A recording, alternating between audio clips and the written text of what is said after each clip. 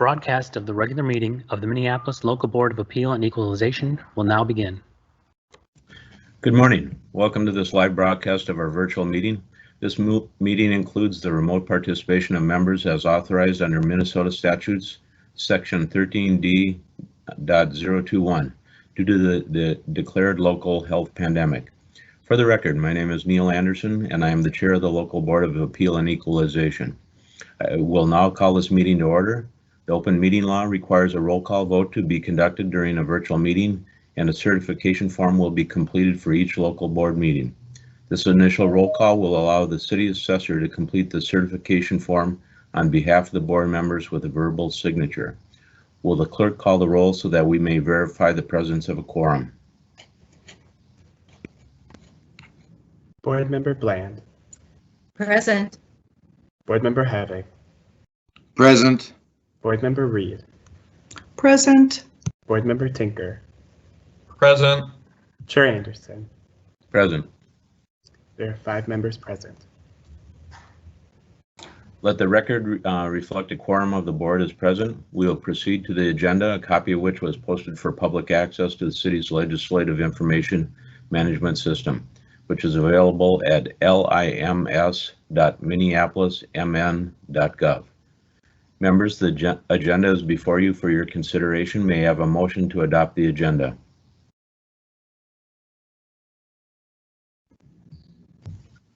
Tinker, so moved. Second. It has been moved by Tinker and seconded by Bland to adopt the agenda. With that, I will ask the clerk to call the roll on the motion. Board Member Bland. Aye. Board Member Havoc. Aye. Board Member Reed. Aye. Board Member Tinker. Aye. Chair Anderson. Aye. There are 5 ayes and the motion passes. That motion passes and the agenda as printed is adopted. We have 10 appeals scheduled from 10 to 11 a.m. We will proceed in case order as listed on the agenda. When your case is called, the applicant will be given 5 minutes to present the appeal. The board will consider and take action after the hearing these cases if time allows, or at the end of the day after hearing all cases. If your phone is muted, press *6 to unmute. Property owners will be notified of the decision by mail after the board has adjourned.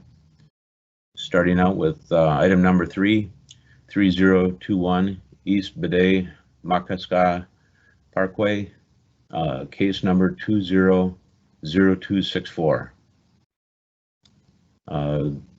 Is Cheryl Davis present? I am here, thank you. You will have 5 minutes for your first presentation on 3021, and then we'll go on to your second one. Great, thank you very much for including me today. I wanted to just give you an apology from the owner that he couldn't be here live. He is in surgery all day catching up on a backlog of cases during the COVID shutdown. So the first property is 3021 East Bidet, Maka Parkway. This was the home of the owner for 7 years. In December, there was a water pipe burst on the second floor, which led to significant water damage. Standing water on the second floor, main floor, and basement. Mitigation crews were brought in, and they did take down all the walls and floors.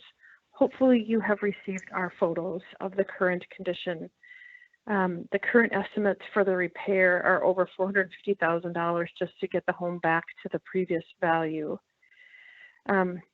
This house was, again, the owner's previous residence, and we're hoping to fix it up a little bit and make it more accessible and perhaps have Bozer's parents move in. Bozer owned the property at 3021, 3025, and 3017. And originally this was slated to do a senior high-rise development, but because of the COVID situation, the project is just too risky. And so now we are trying to fix up the properties a little bit cosmetically to rent them out again. This property generated about $3,100 a month in rental income before the damage. And it just needs significant amount of work to get it back to normal. Again, we have shelved the Calhoun Condos project because it's just not tenable at this time. And I don't think that it would be for at least 5 years before we would try to do that again with these 3 properties in a row. At this time, I can move on to property 3017, if that's okay with you. Excuse, let me ask the board if they have any questions specifically about 3021. Board members, do you have any questions, or should we? Board Member Bland, I have a question. Go ahead. Ms. Davis, you said that the owner lived in the property at 3021, but you also said it was generating $3,100 a month in income. Was part of it being rented out? They moved out about 2 years ago. They outgrew the house. They have 5 children, and they moved down the road. And then they put the house on the rental market while they determined whether they could make the Calhoun Condos project work. And then they purchased 3017 and 3025 Okay, to the right and left of the house. Thank you. Board Member Reed. I had a question about the renovation. Has that started, and when is the expected end date or completion date? All that has been done so far is to dry up the water and get the mold out of the house. We are in the bidding process and the negotiations with the insurance company at this time. Thank you. Thank you. Any other questions from board members? Havik. Yes, with all of the information that you sent us, is this an insurance claim? There will be an insurance claim that pays for some of the repairs. You know, you have to kind of go back and forth with the insurance company to try to get it back to where it was. Mm-hmm. There will be significant money out of the owner's pocket if we try to make it more of an accessible home, perhaps for Basra's aging parents to move in. We just have to see where the money comes in at this point. Okay, so as I'm looking at your request, I'm looking at only projected costs of the insurance. I'm not looking at any comparables or any other supporting information on why you would like your taxes lowered, correct? I'm not actually positive what Basra sent to you, but I believe that because this house was damaged beyond so much repair, and we have to put so much of our own money into it, and we're going to rent it out, he was hoping that you would drop the property tax value on this house. Okay, very good. Thank you. Okay, Board Member Bland. Is the house even habitable at this time? No. Thank you. There are no walls at all. Thank you. Okay, with no other questions, we'll move on to item number 4. 3017 East Bidet Makaska Parkway, case number 20-0351. Go ahead, Cheryl. You have 5 minutes. Thank you. This is a triplex unit that Basra purchased in 2017 with the possibility of doing a larger condo project. It was the last of the 3 contiguous properties that we purchased, so we ended up well overpaying, way above market value for this purchase of $867,000 total. The previous purchase price for this property is $480,000 in 2008. The 3 units are in need of significant renovation. We have 1 tenant who is moving out this week. Even when completely rented, the income doesn't support a price anywhere near the purchase price. We needed that property. We needed 3017 to make Calhoun Condos a tenable project. And the current owner knew that at the time, and so we sort of had to pay way in excess of what the property was worth, and have lost money on the project and the property ever since. And we are going to do some cosmetic things to it with some painting and perhaps some new carpet and try to get it back on the rental market and hopefully cover our costs, but we're not certain that's possible. Did you have any questions for me about this property? Board members?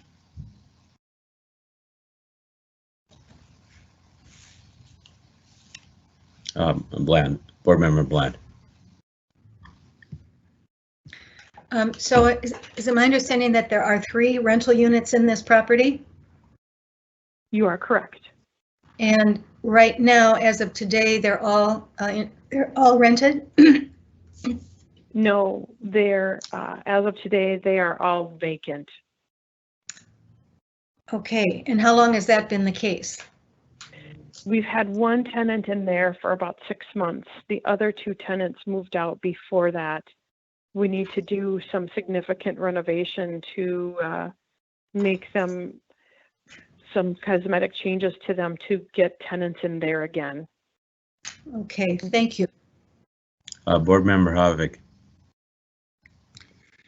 Okay, again, I'm looking at the packet that was sent and there's nothing supporting, again, the value, and is the reason that they were vacant, was it vacant because of the project that was coming online and you didn't want to have tenants in there, or are they vacant because of the condition of the building? I think it's a combination of the two. We had very difficult time getting tenants in there due to the condition of the building. And then we didn't want to put a significant amount of money into the building because we were going to go forward with this Calhoun Condos project. But it ended up that we couldn't build the project as high as we would have liked. And also with the COVID, it's just not tenable to do it at this time. Okay, so basically the reason that it's vacant was because you were going to tear them down. So and now that you're not moving forward, you're looking to re-rent, correct? We will re-rent, but we wanted to re-rent for the past year, but the 3017's in bad shape, and we couldn't get a tenant to stay in that property at all. We didn't know when we were going to start the building project. We had hoped by 2021, but we haven't had anybody renting in 3017 for a while. Okay. We had All one right. out of the 3 units. Okay, yeah, I've driven by and seen your signs for the development up, but I didn't know where it was at now. So, all right, that's my questions. Thank you. Mm-hmm. Thank you. Any other board members with questions? Okay, thank you, Cheryl. Seeing no other questions, we'll move on to the next case. Item number 5 is 621 22nd Avenue Northeast.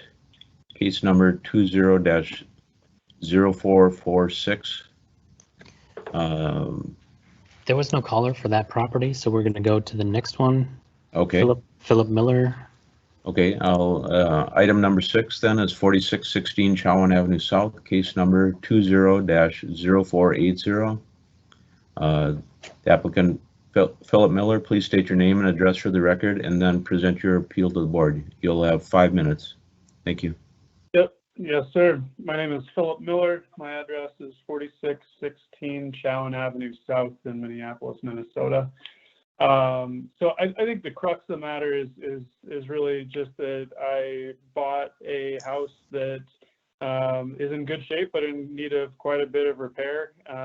And so the ultimate purchase price was quite a bit below, about I think $40,000 below what the tax assessment value is. Sorry, I can't remember the exact term that you guys use. And the value, the assessment that was made when the purchase was done was for $294,000. And every other property I've owned, I've seen the taxable value less than what the assessed value was at the time of the transaction. And really, I'm just asking to get my tax value down to what the assessor valued the house at. I've articulated in the documents that I've submitted a number of the issues that I'm going to have to address and the expenses I'm going to have to incur that go into tens of thousands of dollars in total costs in order to deal with some maintenance issues that the last owner ignored for the seven or so years that she owned the property. But yeah, as I mentioned, just trying to get the tax value down to that assessed value of $294,000. Okay, thank you, Mr. Miller.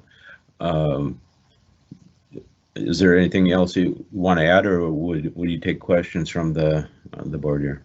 Yeah, I'm happy to take questions. I apologize. This is the first time I've done like anything like this, so I don't know what all information you guys need that I can help you with. Well, the appraisal you provided is very helpful. Board members, do you have any questions for Mr. Miller? Board Member Bland. Mr. Miller, I think I need some clarification on the numbers. I think you stated that you paid $294,000 for the property. On the appraisal that you provided, it says that you paid $290,000 for the property. Can you clarify? Yep. Sorry, I was saying that the appraised value was $294,000. I don't think I mentioned what it was exactly that I had paid. So I effectively what I was saying is that I paid less than the appraised value, but I'm not even asking to get the tax value down to what I paid. I'm just asking to get it down to the appraised value. Thank you. That clarifies my concern. Any other board members with questions for Mr. Miller here?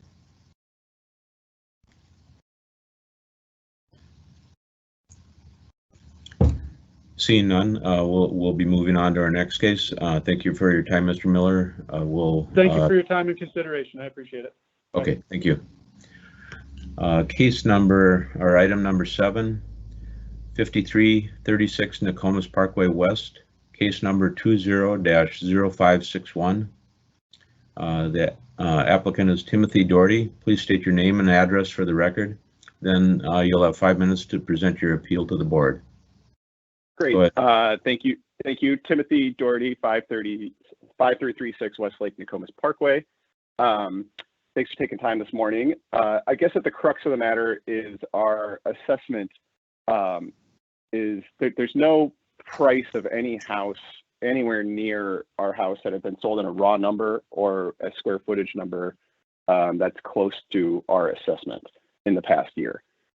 Speaking with our assessor, I mentioned a couple comps that are on the other side of Lake Nokomis. They're on dead-end roads. They're not close to the busy parkway. They're not even of the scale and size of anything near our house. I'm hoping you got my documentation, but we did. I just looked at the properties that are near my house. I know there might be qualitative differences between certain ones, but we're just not seeing anything sell close to that number, whether we're breaking it down by square footage or just a raw number.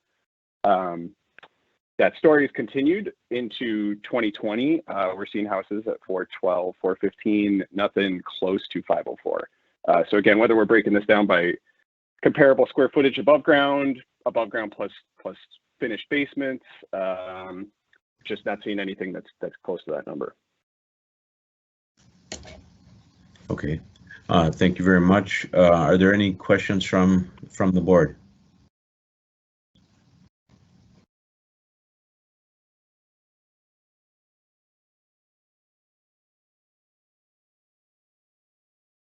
And I would add, I guess, if I can for a second, the Woodlawn homes. Oh, sorry. Go ahead. Thank you. Yeah, the Woodlawn homes that the assessor mentioned. I mean, they're over a mile away. They're not zoned for our same school districts. I mean, I know they have different assessors even assessing them. So obviously Minneapolis doesn't see them in a like-minded districting. And if you take those two comps out, there's just nothing that's even close to that price. Okay, thank you. It doesn't appear that the board members have any additional questions for you. So thank you for your time, and we'll review it here shortly. Great, thank you. Yep, thanks. Let's see, item number 9, 4456 Nicollet Avenue, case number 20-0618. The applicant is a representative of 4456 Nicollet LLC. Please state your name and address for the record, and then you'll have 5 minutes to present your appeal to the board. Is that person online and present?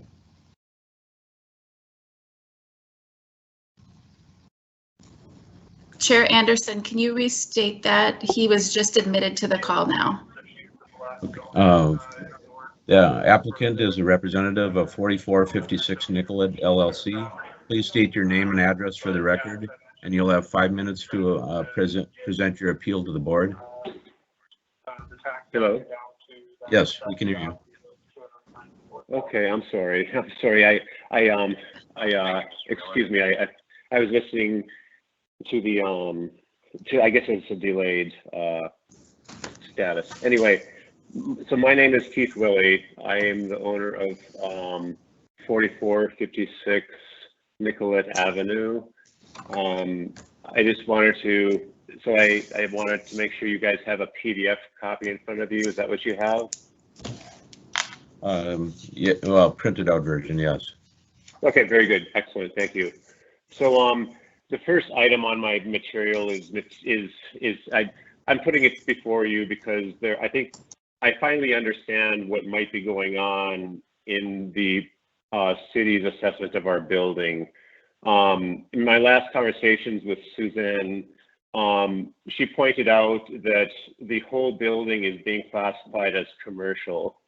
And in fact, as we submitted permits when we rebuilt or reconstructed the building back in 2016, we submitted permits to turn the upstairs into a residence. I live there whenever I come to Minneapolis to visit my family. I live down here in Pueblo half the year and half the year up there. So it's relevant to our discussions later on as you look at the income approach to our valuation, and we'll come back to this in a minute, please. In the meantime, I used an income approach, cost basis, and comparables approach. Each of those approaches to valuation have merit and can be argued. And so I just took the average of the three to come up with my recommendation of $601,000. On the next page, you see the income approach. You can see that we are, so on the last two columns from the right, you notice that I make an adjustment, knowing that we could rent the upper apartment and it's fair for the city to give some value to that. I took our actual rentals from 2019 and added $1,100 a month for a one-bedroom apartment, which is the space upstairs, for $82,000 a year. And it's I went out and got a broker just to make sure I was looking at this properly, and he gave me that basically it's customary in his analysis to use a 10% vacancy. We haven't been vacant on the commercial space, which is downstairs in the last year. So that was not in my 2019 actuals, but I accommodated a vacancy loss in a pro forma analysis here. Bottom line is when you add back interest expense, you get $25,000 worth of NOI for evaluation purposes. When you add the apartment to it, you get $37,000 and a valuation on an income approach of $473,000 valuation. The next is our cost basis. The next page is the cost basis evaluation. It's starting with a purchase price of $520,000. We made $273,000 worth of improvements with a cost basis of $793,000. Total square feet, including commercial and residential, is 4,570 for $173 a square foot. Now, finally, I put together, with the help of a broker, a comparables analysis. And the bottom line, when you look at it and convert it over to again, this is not quite right, because it just occurred to me 4,570 is not the right amount of square feet, but and we can come back to that. I wanted to introduce a new piece of material because it just didn't occur to me until these last hour that the city assessor might be including all 4,500 square feet as rentable commercial square feet. When you subtract the apartment from upstairs, what was that? I'm sorry. Hi. Hello. Hello. Keep going. Okay. Okay, I got you. So when you subtract 1,100 square feet, which is 50 square feet that we had to cut into the commercial space downstairs in order to make a separate egress that complied with a residential space, and the 1,000 feet upstairs, if you subtract 1,100 feet, you get 3,470 square feet upstairs, commercial rental space. If I do an analysis of what kind of, and so what I'm getting right now on 3,470 is $27 per square foot. And I think that the city's assessor is thinking I'm getting, he or she might be thinking that I'm only getting 22 square feet per square foot, thinking that I'm getting commercial rent upstairs, which I am not. I'm in fact not getting any rent upstairs.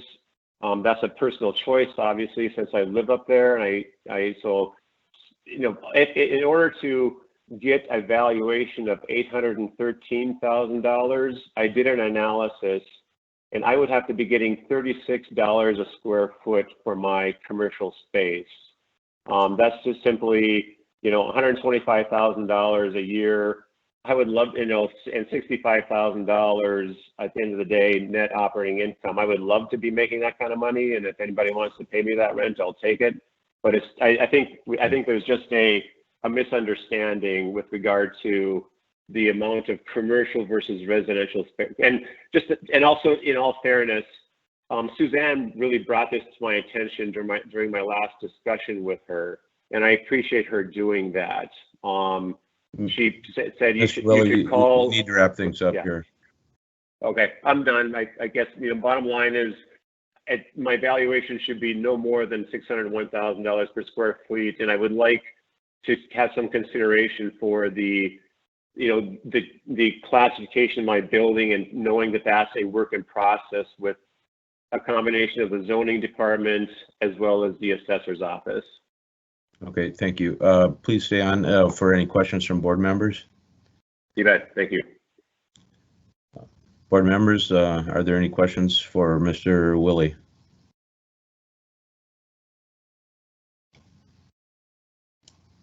Board member Tinker. Hello? Board member Tinker.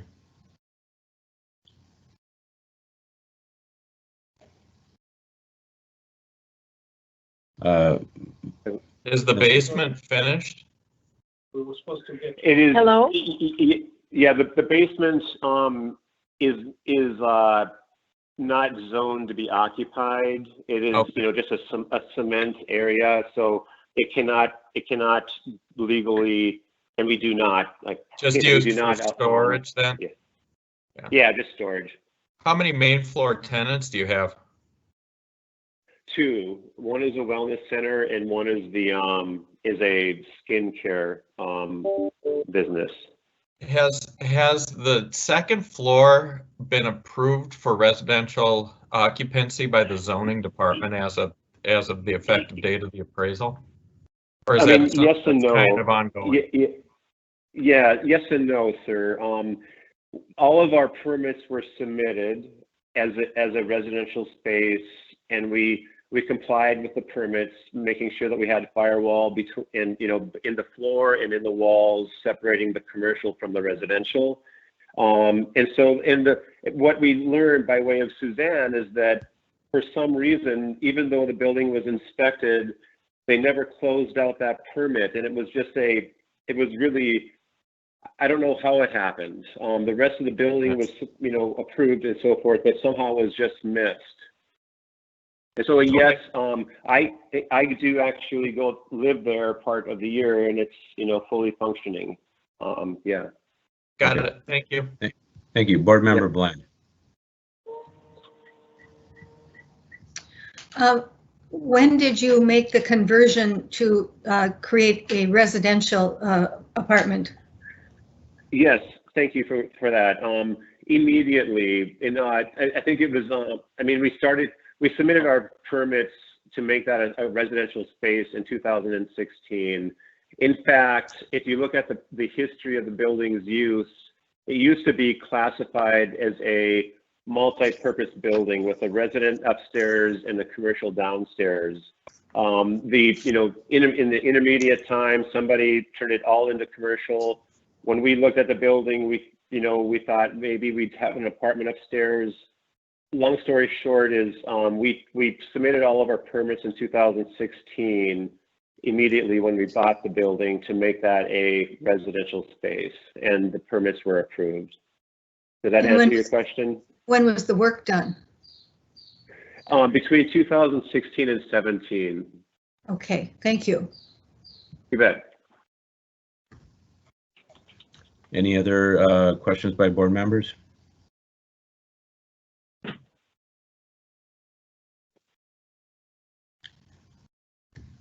Thank you, Mr. Woolley. Sure. I sent a spreadsheet to your people giving the pro forma analysis showing you that I have to get like $36 a square foot on the commercial space, and you guys can take that into your consideration. I just sent that a few minutes ago. Thank you. Okay, thank you. You bet. Bye-bye. Bye. The next item is item number 10, 3700 Lindale Avenue South, case number 20-0649. The applicant is a representative of Sela Investments Limited, LLP. Please state your name and an address for the record, and then you'll have 5 minutes to present your appeal to the board. Amy Louise Gagne, and I'm here with Mr. Pozzella. Our business address is 4915 West 35th Street, suite number 102, St. Louis Park, Minnesota 55416.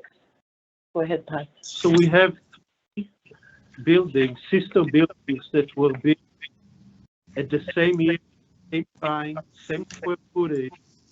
There are 11 units at 3436 Lindale, 37 Lindale, 3700 Lindale, and 3708 Lindale.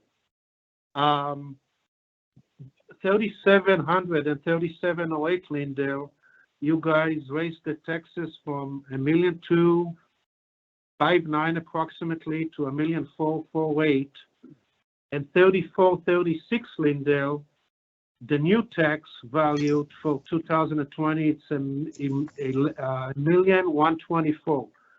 There's $300,000 discrepancy between 3436 Lindale and the other two Lindales. By the way, we did send documents for 3708 Lindale too. I guess that will happen at a different time. We feel that the value of 102, 103, maybe 105,000 a unit, it's more reflective, which is the value at 3436. Those are 1-bedroom units, 10 1-bedroom units, and 1 2-bedroom units. No work was done. We didn't do major renovations or outside of regular maintenance on these buildings over the years that we owned them. And so we would like to see, if all possible, those are similar buildings. The tax value closer to the 3436 Lindale.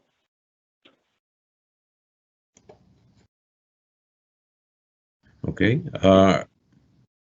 Which is right now you increased the tax value on Lindale from $1,070,000 to $1,124,000.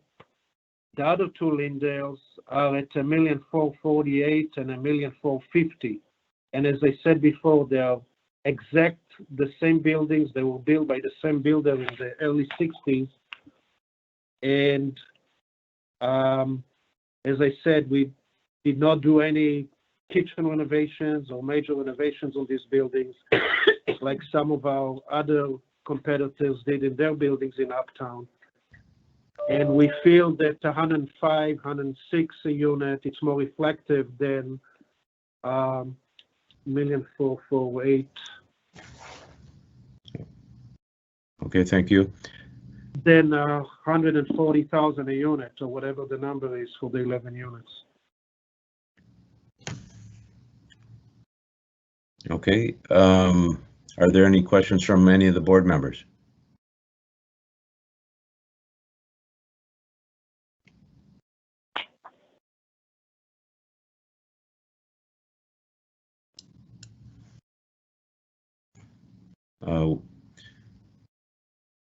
With no questions from the board members, we'll move on to your properties. 727 University Avenue Southeast, case number 20-0650.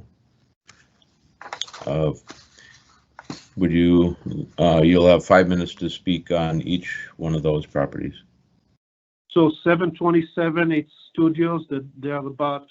It's student housing. We try to keep the rent as low as we can. It's low to moderate income housing. All efficiencies, 20 studios, 1 bedroom. I have no problem.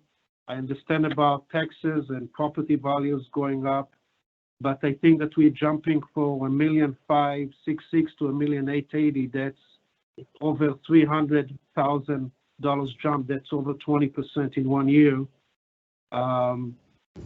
We feel that there should be an increase. We understand that, but I think that that's a very, very aggressive increase to go up $300,000 in a year, where those units are designed for low income, moderate income people and some student housing.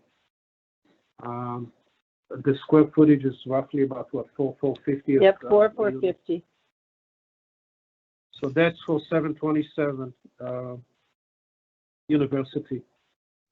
Okay, let me first ask if there's any board members that have any questions regarding this property.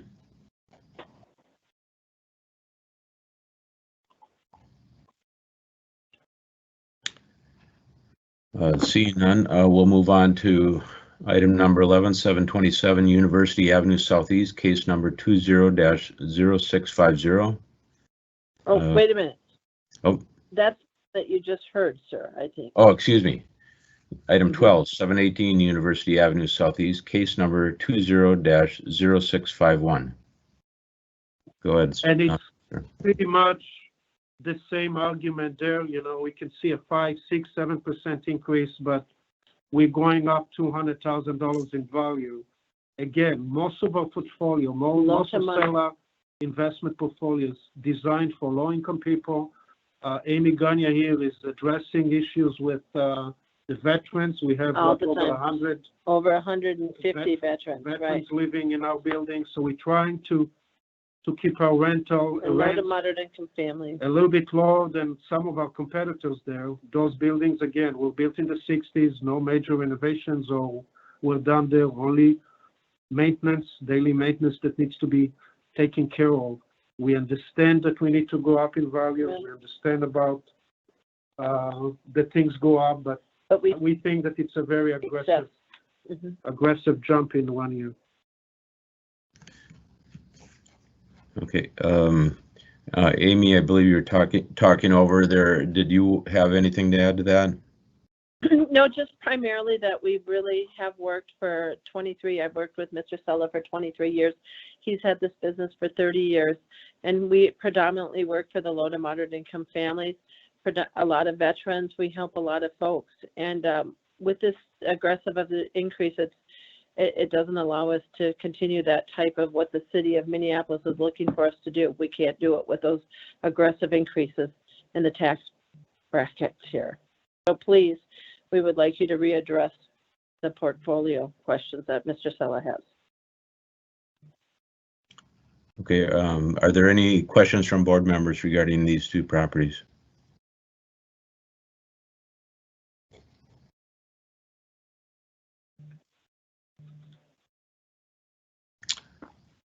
Seeing none, we'll move on to item number 8. Thank you, Mr. Sella and Ms. Gagne. And we will be going back to item number 8. I believe the applicant is, or the property address is 3812 Upton Avenue South, case number 20-0586. The applicant is Lynn Jewett.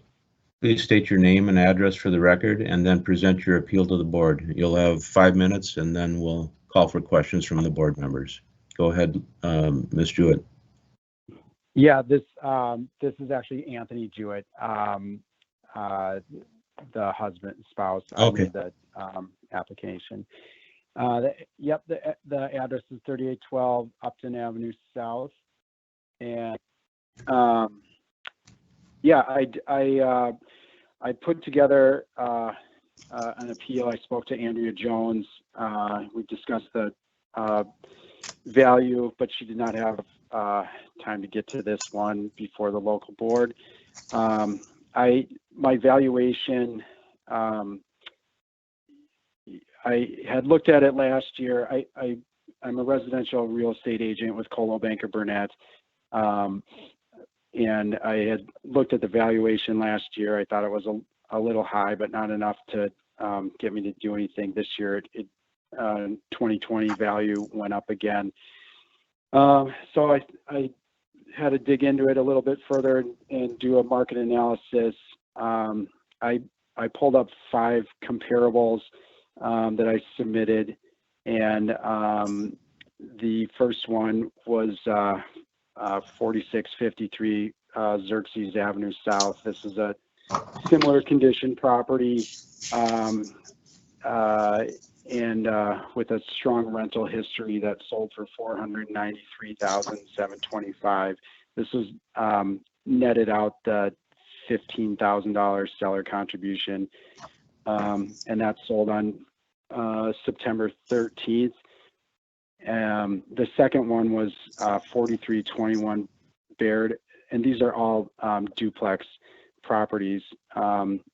Baird Avenue South, and this one had an updated kitchen and bath with 2 washer dryer units that sold for $542,000 net of a $7,500 seller contribution in November.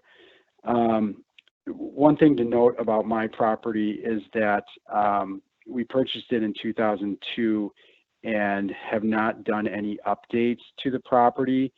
And spending most of my time in the residential real estate world, I work with a lot of buyers, and the builder, the profile for a purchaser for my property is more likely a builder or a flipper that's looking for discount properties. And knowing that buyers prefer a turnkey type property, a typical buyer would bypass our property because it does require a lot of work to get it up to today's standards. Another property that I want to highlight is 3801 Glendale Avenue South.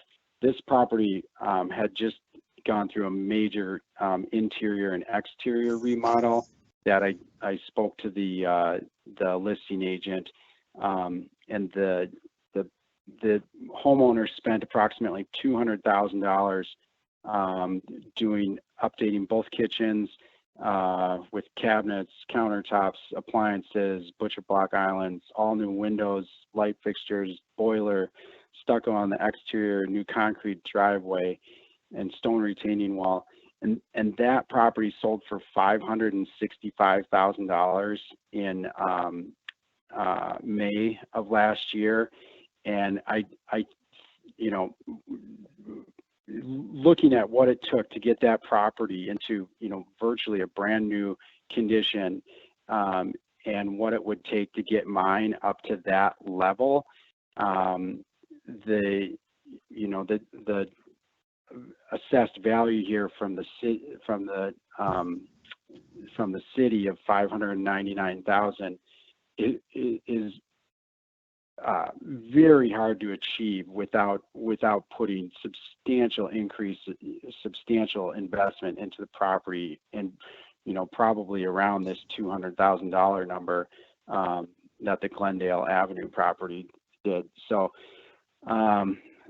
you know, these other two properties I have listed here, 4441 Upton Avenue South, sold for $517,000, and then 3806 Glendale Avenue South, which I have as an active comp because it was active in 2019 for $519,000. It ultimately closed in April of this year, but obviously that's not relevant because it was after the new year, or after January 2nd. But an average price per square foot for these comps, you know, would using that would put the value of my property at $530,000. You know, there's of course going to be different opinions on the location of my property close to the lake versus other ones of these closer to 44th and France and Linden and downtown, you know, the downtown area of Linden Hills. Mr. Jewett, you've had 5 minutes. Please wrap up your thoughts here. Okay, so again, I'm looking at a value of $530,000 due to the condition of my property and what it would take to get it up to speed for the updates that have gone on at these other properties. Thank you. Okay, thank you. Board members, do you have any questions for Mr. Jewett? Board Member Bland. Mr. Jewett, so I'm looking at the market analysis that you provided, and you have at the list price of $530. You really don't have the property on the market. That's just what you put in there based on what your analysis was. Am I correct? Correct. That market so analysis it's not for sale. Formatted. Right. It's not been offered for sale. Okay. Now, also, is that picture a correct picture of your property? Yep, that's a correct picture. It's that picture is probably 6 years old. Okay, so you say that it says 2 stories. Where's the second story? It's a half story that you can see in front from that picture, and the property is a side-by-side duplex. The front half of the duplex faces the street, and the front unit has a half story. In the back unit has a full second story. Okay, thank you. And you reside in the property, is that correct? No, it's not. It's when I bought it, I did. I no longer live there, so it's fully rented out, and it's not a homesteaded property. And did we get the rentals? Did you provide us information on how much you're getting for rent?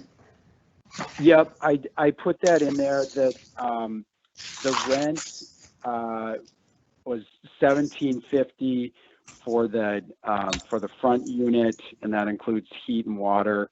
And the back unit is $1,350, which includes heat, water, also. And I did note that both of my units turned over last year, and I actually had a very, well, a down year from rental income standpoint. The higher end unit was vacant for 2 months, and the lower end unit was also vacant for 2 months. So from that standpoint, it was not a very good year, but it did, you know, as I look at some of these other comps with strong rental histories, that would have been a problem if I would have been selling last year, but I absorbed those losses. Did you have to re-rent at a lower amount? No, I got them rented in January of this year, and they rented for the same amount. Actually, the front unit rented for $1,800. Okay, thank you. Yep. Are there any other questions from board members?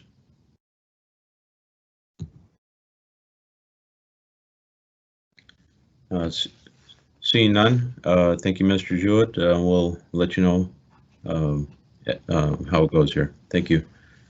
Okay, thank you. All right. Bye. So the board, we have some time here. We can go back and discuss and resolve some of these properties. Let's start with 3021 East Bidet Makaska Parkway, case number 200264. Do we have any discussion from the board?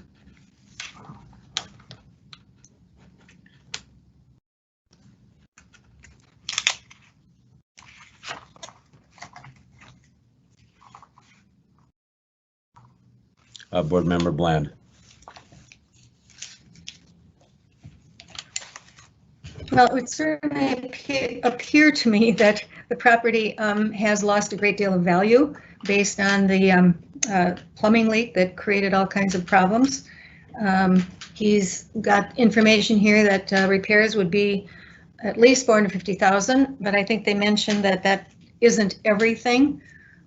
So, you know, based on that, I would certainly agree that there needs to be a pretty substantial adjustment in the property value. I would also say that in addition to the fix-up funds, repairs or whatever you want to call them, there's also loss of use to be taken into consideration. So I would certainly look at a possibility of reducing the value by a pretty significant amount. Okay. Any other board members?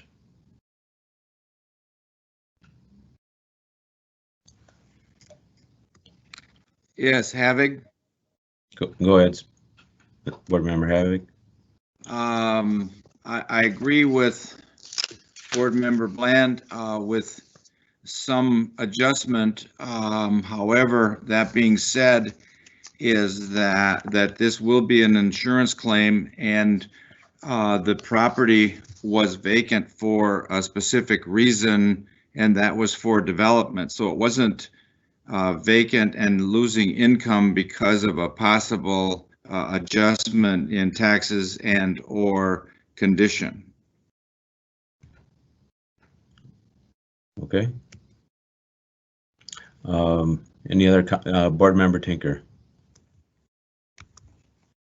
Does anyone on the board have good information as to what land value alone is worth right there? I know they were talking about tearing it down. So I'm not sure the condition of the improvement necessarily should result in a diminution in value. However, that's its own specialized market, and I quite frankly don't have a ton of good information on that as far as land value. The only information that we have is the city assessed value is for $386,000 on the land.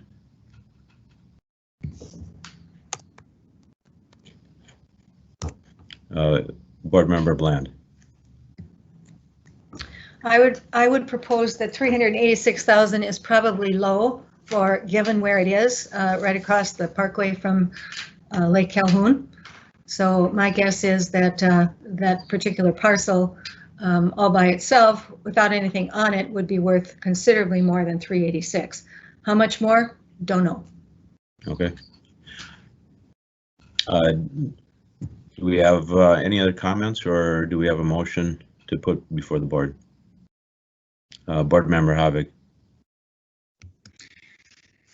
Yeah, I think that this is a tough one from the standpoint of the reason that the value is up is because there is a land assembly there for a development, whether the development goes through or not. And there is probably a $400,000 insurance claim here, plus or minus. So I think probably in order to make some sort of an adjustment that Board Member Bland is suggesting is maybe a $400,000 land value and a $400,000 or $450,000 insurance value to come up with somewhere in the $800,000 or $900,000 range as a suggestion. Okay. Any other comments on what Board Member Havik said here, or do I have a motion?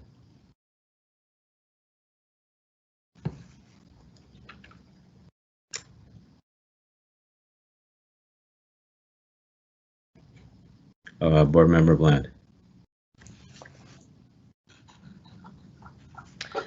I would move that we reduce the value of the property at 3021 East Bede-Makaska Parkway from $1,152,500 to $950,000. Do I have a second? Havik, second.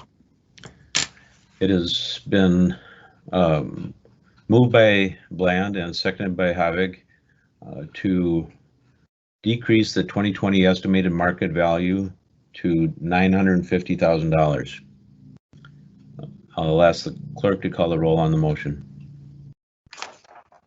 Board Member Bland. Aye. Board Member Havik. Aye. Board Member Reed. Aye. Board Member Tinker. Aye. Chair Anderson. Aye. With 5 ayes, the motion passes. Thank you. Item number 4, appeal for 3017 East Bede-Makaska Parkway, case number 20-0351. Are there any discussions or questions from the board members relating to 3017 East Bede-Makaska Parkway?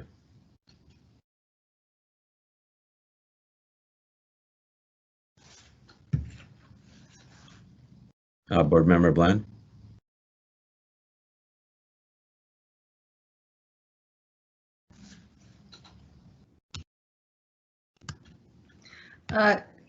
I'm trying to recall now, this was a little while ago. What was the status of this property? It's a triplex that had one unit rented, I believe, in most of last year in anticipation of the development, and now they're in the process of remodeling other units to get them rented again. That's right, and they said that in order to rent it, they would need to make some substantial improvements to get renters in there. That's right. Okay, recall. Okay, thank you. Board Member Havik.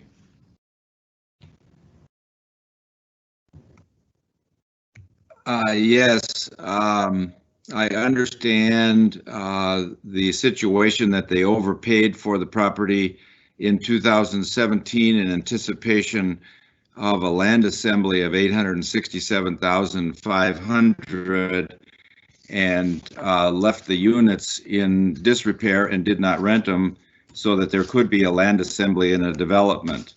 So although it's probably a little high from the standpoint of $867,500, but with what they did, why they purchased the property and overpaid it, and why they didn't rent it, should be in consideration of any adjustment. Okay, thank you. Any other board members?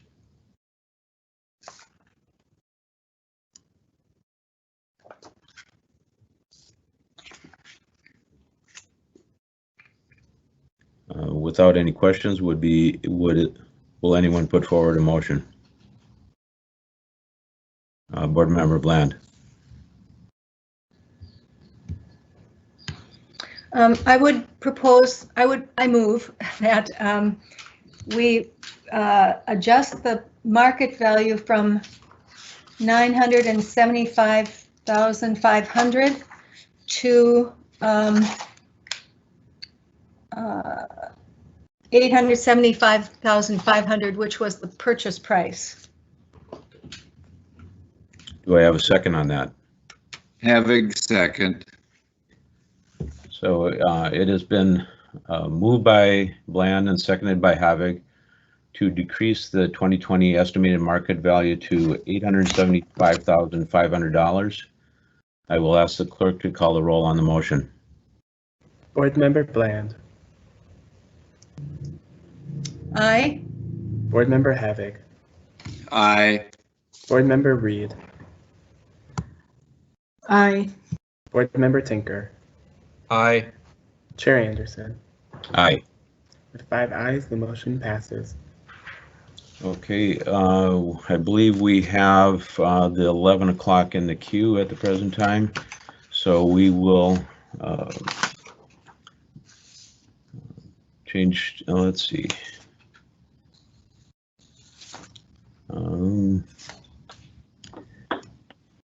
Trying to get my bearings here.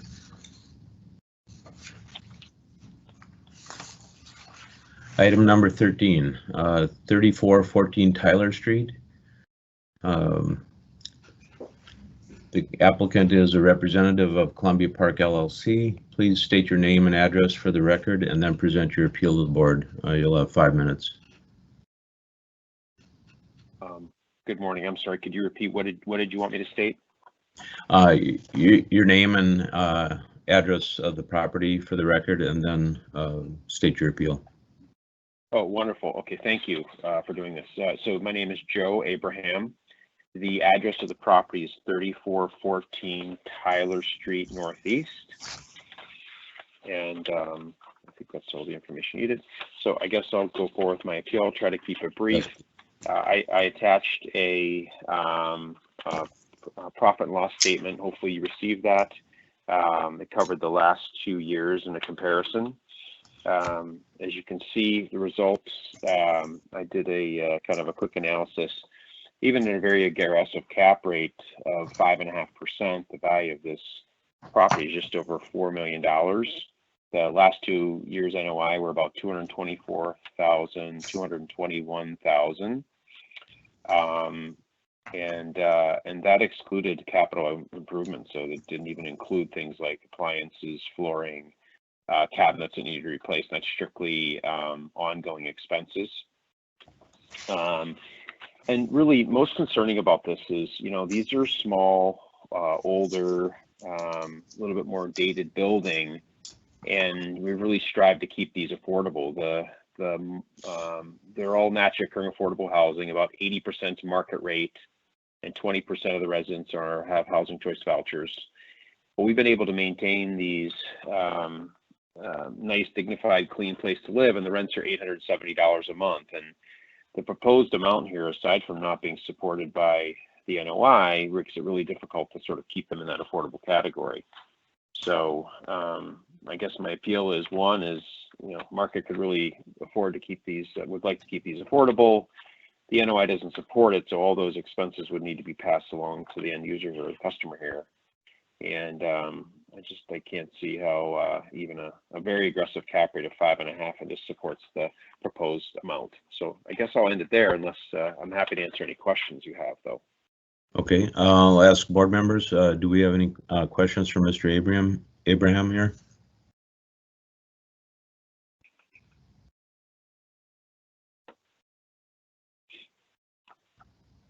Board member Havig.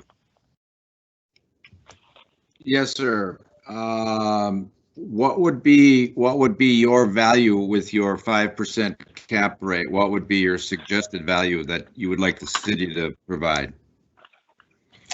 So ideally, we'd keep it at the same value we had last year, which was $4,056. That's about a 4. That's a little bit more than a 5.5 cap rate.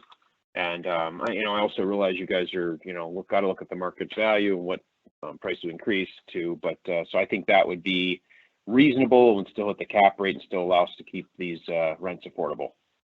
Okay, thank you. 4056. You're welcome. Any other questions from board members?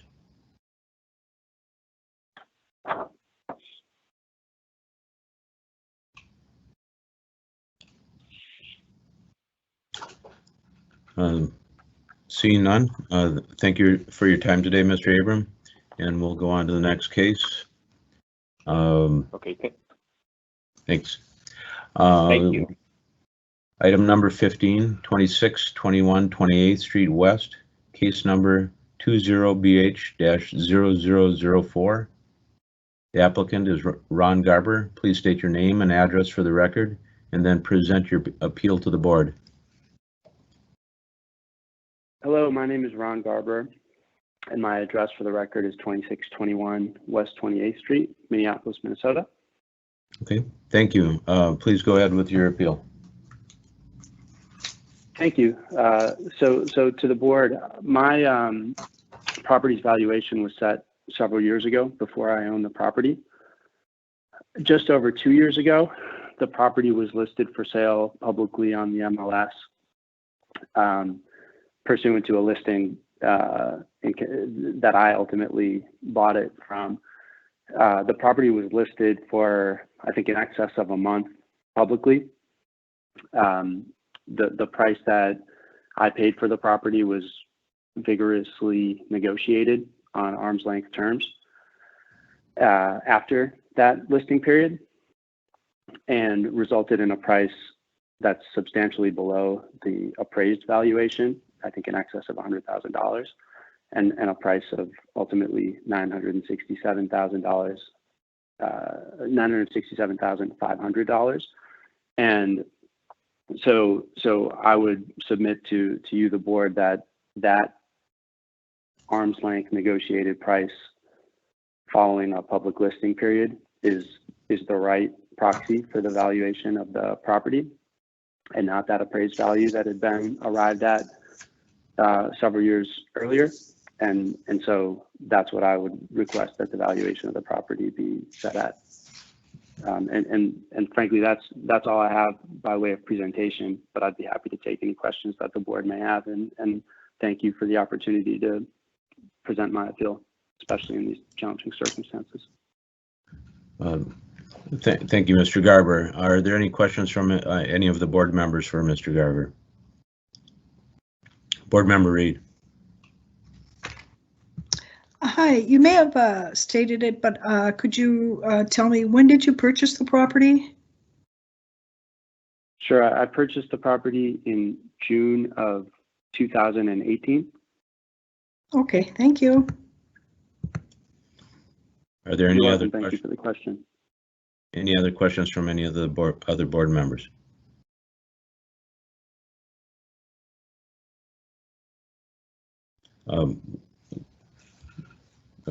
Question, how many units are in this building? Is it just one? It's a single family home. Single family residence. Okay, thank you. Sure.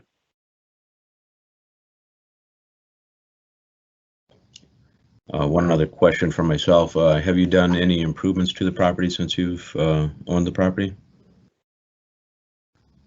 Any remodel? Yeah, nothing substantial. No, we painted over some lead paint around the window wells because we have a small child, but that's really about it. Okay, thank you. Any other questions from board members?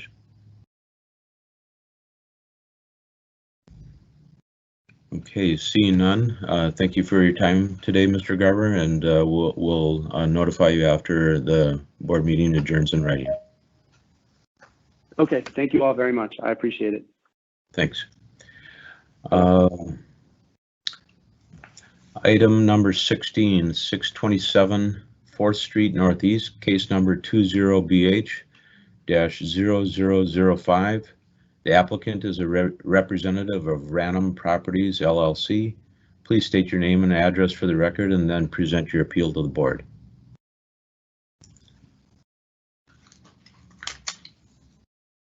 Is there a representative from Random Properties? Press *6 to unmute.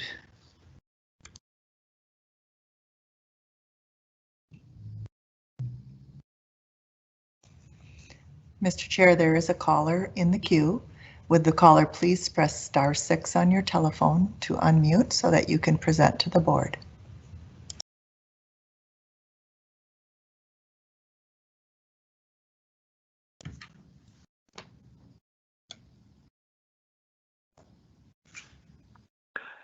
Good morning. This is Dennis Meyer, and I'm calling on behalf of Random Properties. My wife and I own the property. It's 627 4th Street Northeast. Okay. Can you hear me? Yes, we can, and thank you for being here, and you have 5 minutes to present your appeal to the board. Okay, thank you. It's a fourplex in Northeast Minneapolis, and it recently moved from a Tier 2 to a Tier 1 property. It's about 120 years old. And so my point, in 2018, it was assessed at $520,000, and our property tax is about $9,400. Then in 2019, it increased the assessed value by 18% to $613,500, and the taxes payable then increased 15% to $10,844. And now this year's assessment is $736,000, which is a 20% increase in the assessed value. And if I look at what the estimated tax payable comparable to the last 2 years, it's going to be probably about a 17% increase in our payable taxes, which is a horrendous hike over a 3-year period of time. We've owned the property maybe about 5 or 6 years. It's an old building, and all we've been able to do is sustain value, or sustain and upkeep cost. And this year alone, we put in probably about $10,000. We had to replace a roof replacement, which was $7,400. Our electricians, we've had them there multiple times. That's exceeded $500. Tree trimming, every year we have to snake out the sewer system to the city sewer because of tree roots growing through the line. Snow removal, yard, and servicing the 4 furnaces for the fourplex every fall. So we take great pride in providing a good quality living place for our tenants, but we just can't sustain the continued property tax increases year over year. Our average rent is about $14.50 a month in the fourplex. And over the last 2 years, the increase in taxes has increased each of the tenants by $35 a month, or about $420 a year. So, the challenges of the tenants continue to pay this amount. The other thing is the challenge of continuing to keep a 120-year-old fourplex competitive with all the new rental properties in the market. There's additional cost in sustaining an old property like this. Also, the rental here is to supplement my wife and my retirement income. It was our retirement plan, and it just becomes more and more difficult. We're good, responsible landlords. We have excellent tenants. And if they ever reach a need of, unable to pay, we're more than benevolent in assisting them. So in conclusion, what I would propose is that we hold our assessed value at the 2019 assessment at $613,000.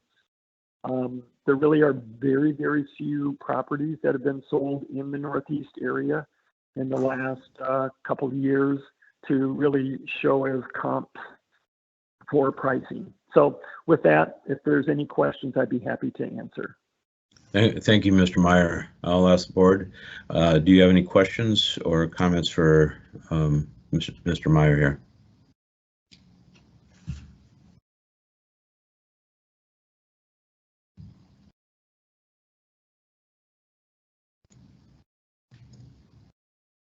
Board Member Havik.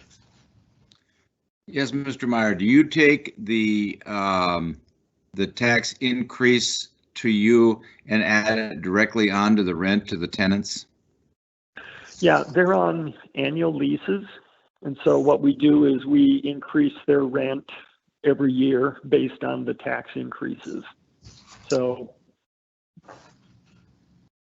very so good. We're every year we do increase their rent. Okay, thank you. Yeah, you're welcome. Are there any other questions from board members for Mr. Meyer?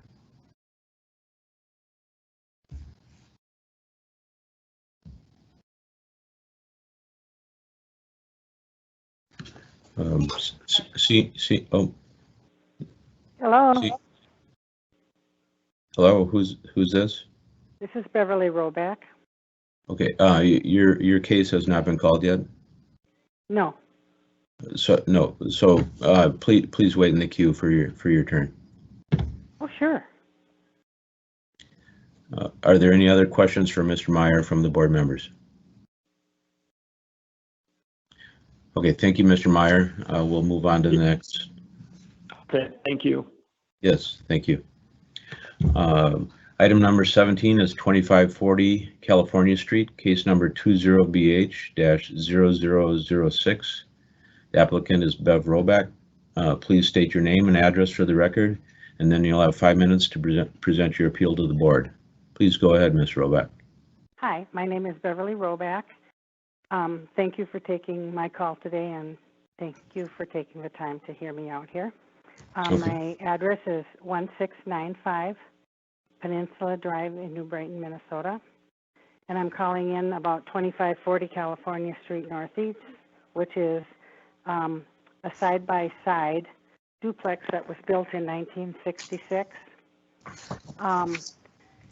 The story behind this building is it has the original furnaces, which are, boilers, hot water heat, that were installed when the building was new. It has the original kitchens. The only updates to the kitchen has been dishwashers were installed back in 1990, and refrigerator's been replaced. But other than that, the cabinetry and everything, the sinks and everything like that's is original. The stairs, the back stairs are crumbling, and they're original. It's fused. It has no circuit breakers. The garage has a pretty big sway back, and the side door, service door going into it has to be lifted up to get it to close. And the floor has a severe crack and holes in it.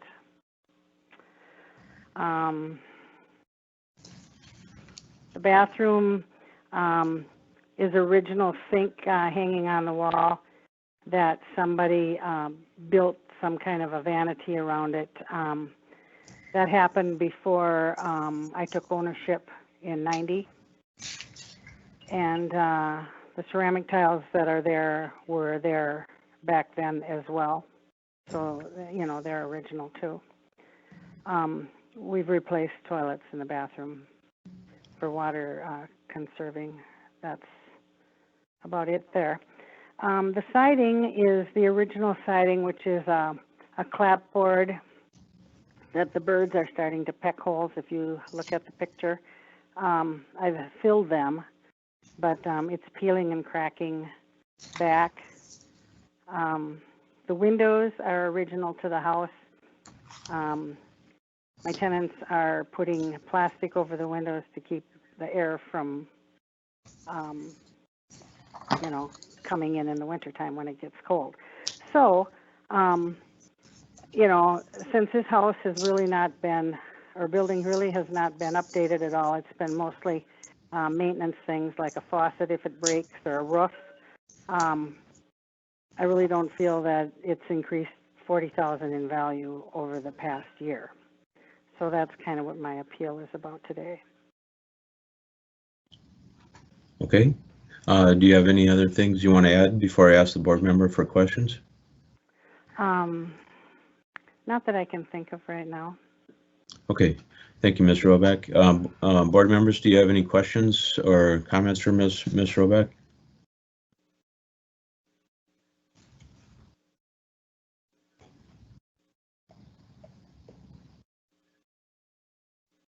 Board member Reed. Hi, Ms. Roback. I'm wondering what it is a double bungalow. What are the rents? What are you charging for rent? $1,100, but out of that money, I do pay the water bill because the house is only metered with 1 meter. So I pay the water, the water and the garbage, and that runs about $170 per month. They're using about 8 units of water on the boat 2 sides. And I have 2 trash cans. Okay, and one other question, are they long-term tenants, and is it a year, do you have a 1 or 2 year lease? Yeah, 1 year lease usually. People that rent typically are willing to start stepping into a home after they rent here because, I don't know why, because they can afford to, I guess. Okay, thank you. Board member Bland. Ms. Roback, you said that you get $1,100 in rent. Is that per unit? Yes. Thank you. So you get $2,200 total for the rent? Yes. Thank you. Are there any other questions from board members?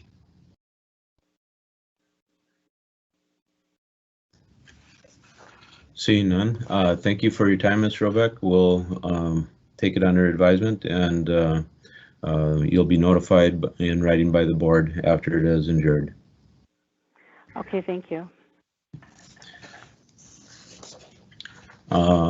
Item number 20, 1308 Powderhorn Terrace, case number 20BH-0012. The applicant is Powderhorn Terrace East LLC. Jim Osland is the representative. Please state your name and address for the record, and then you'll have 5 minutes to present your appeal to the board. Go ahead, Mr. Osland. All right, yeah, thank you very much. So my name is James David Osland with Hager Management Group, 308 West 22nd Street, 101B here in Minneapolis. So the biggest thing that I sort of looked at when we got our assessment this year was first, I think the valuation jump was about 20%, which I felt was somewhat aggressive. So I looked into it. I found 2 comps right in the area there that I believe support the number that I think it's closer to, which is about 3,885 or 3,9 in that range. So one of the comps was at 3251 14th Avenue, which still has frontage right on Powderhorn Park. That's on the east side of the park. That's a 1960s vintage, 11 unit property. And I believe that's sold for about $90,000 per unit. But given our property, I think maybe is in a little more desirable location, and the units are a little bit bigger. I, felt an adjustment was in order, somewhere around 10 to 15%, which puts it more at that $105,000 per unit, which I think is what our property is. The other comp, which is just a block to the north, is 3057 14th Ave. And that sold for a higher price. I think it was like $123,500 per unit. But I know all the units had recently been renovated. And it was also sold on a contract for deed. And I believe the down payment, according to the CRV, was only 7%. So I felt like a small adjustment should be made there. And when you make the adjustments, I think it comes right into that 100 to 5,000 per unit range, which I think would still be putting our value up approximately 10% from last year, which I felt was more in line with you know, what's actually been happening there with rent growth and you know, the reality of that. So that's pretty much the main basis for my appeal on that property. Okay, thank you very much. Are there any questions for Mr. Oslin on this property?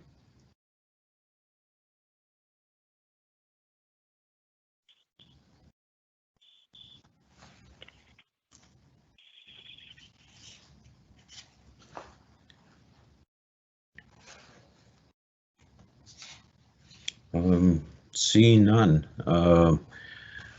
we will move on to item number 21, 1101 Spring Street, case number 20BH-0013. The applicant is 1101 Spring LLC. Jim Osland is the representative. Go ahead again, Mr. Osland, and state your name and address for the record, and you'll have 5 minutes to present your appeal. Yep, James David Osland, again, Baker Management Group, address 308 West 22nd Street, 101B, Minneapolis. So this one, again, like the previous, we saw that 20% increase, which I thought again was maybe a little aggressive, so I dug into it. And there aren't a ton of comps in this area. It's over in Beltrami neighborhood in Northeast, but just based on what the rent roll is there at the moment, I know 3 of our 8 units in that building have had longtime residents, and the units are definitely getting a lot more tired. If they were to turn in their current condition, I mean, the rent would definitely be not where the market rent is. I think those 3 units would probably need, you know, somewhere in the neighborhood of $20,000 to $25,000 a unit in renovation work to get them up to market. The other units in that building are 1-bedroom units that are not very large units. They can have a kitchen that blends right into the dining and living room. They're almost like studio style kitchen living rooms, but then with a bedroom. So some of them are below 500 square feet, which I believe also kind of limits the value of that property as far as what a potential buyer would look at as far as value add or anything they could do with it, which I know, you know, the last year or two, a lot of properties have been trading more on that value add proposition. And I don't think this one, there's a lot of room to run with that. So my personal opinion is that the value of that is more like $680,000, which I think is still about a 10% jump from what the assessor's 2020 was at $743,500. And that's all I had on that one. Okay, thank you. Are there any questions from any of the board members? I have one question on this. How many total units are in this, and how many of those are the studio sized? There are 8 units in the Spring Street building. The ones on the north half are a little bit larger, and the 4 on the south half are those smaller style they still have a separate bedroom. But okay. like I mentioned, the living and kitchen and dining all kind of blend into one room. Okay, so but they total around between 400 and 500 square feet. I think the smallest ones are about 460, and then those larger ones get up into the, you know, maybe 530 to 540 square footage range. Okay, thank you. Are there any other questions from board members here?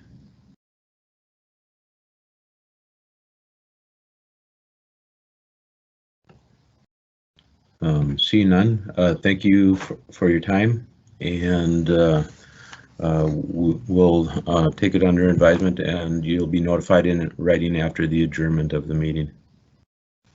Okay, thank you very much. Yep, thank you. We have heard all the cases for the 11 to 12 hour. We can go back and start reviewing cases from the first. Is there any comments from the assessor's office as far as procedure here? Chair Anderson and members of the board. No, I think you can just proceed with where you left off, leading up to the 11 o'clock hour. And I believe you had left off on case 20-0446. That Okay. person did not call in, however. Okay, thank you. Do we treat that as a write-in then and make a decision, or do we move past it? You could proceed with a write-in. However, they, in the beginning, if you remember, they elected to, if they wanted to write in or call in, and this person chose to call in and then did not confirm that they wanted a hearing. So you could move to sustain the value, still preserving their right to appeal to Hennepin County, or you could review the write-in. That's up to the board. Okay, thank you.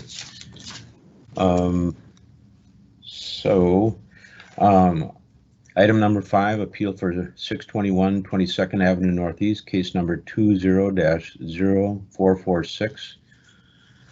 Given that the applicant did not respond, I would look for a motion to sustain the value unless a board member has an objection to that.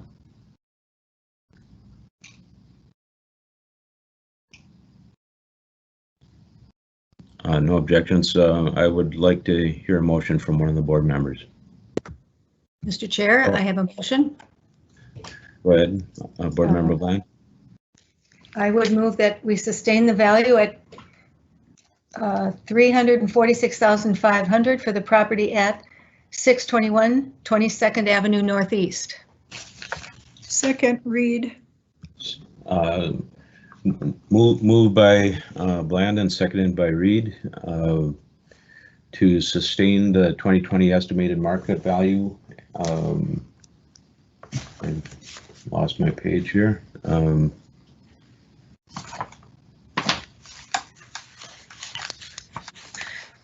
Repeat the value again.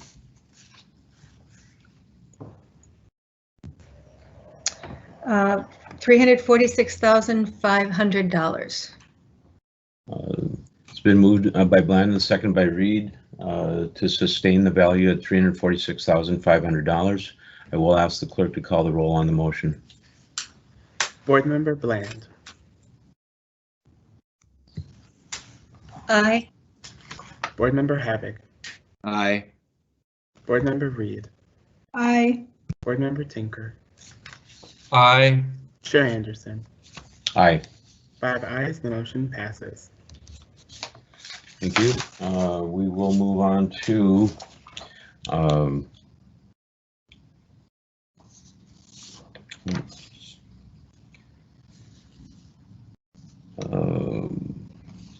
item number 6, appeal for 4616 Chowen Avenue South, case number 20-0480. Do we have any discussion from the board on this property?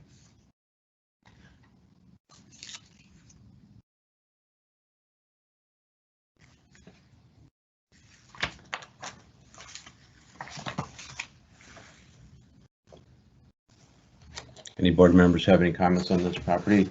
This is the property that the owner provided an appraisal from $219,000 for that was for $294,000. $294,000. It was $4,000 higher than what he paid for it at that time. Board Member Bland.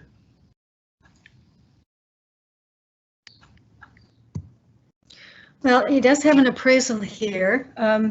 However, I noticed that the comps that were chosen were all on busy streets. We had France and I believe Xerxes were the comps, and there were no adjustments made for location. So that would be one question about the ultimate outcome of the appraisal.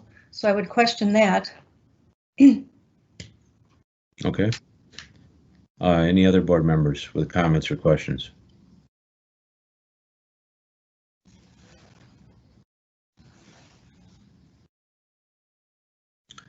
I think what my opinion is the combination of the sales price and the appraisal are both together a reasonable expectation of the value of when it was purchased.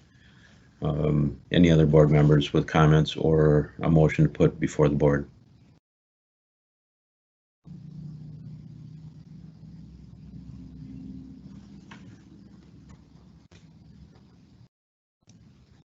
Board Member Bland. Mr. Chair, do you have a suggestion as to the value that you might assign to it based on your comments? Being that he paid $290 and he was asking for $294 based on the appraisal, I would suggest $294,000. Thank you. Would you like to make that as a motion?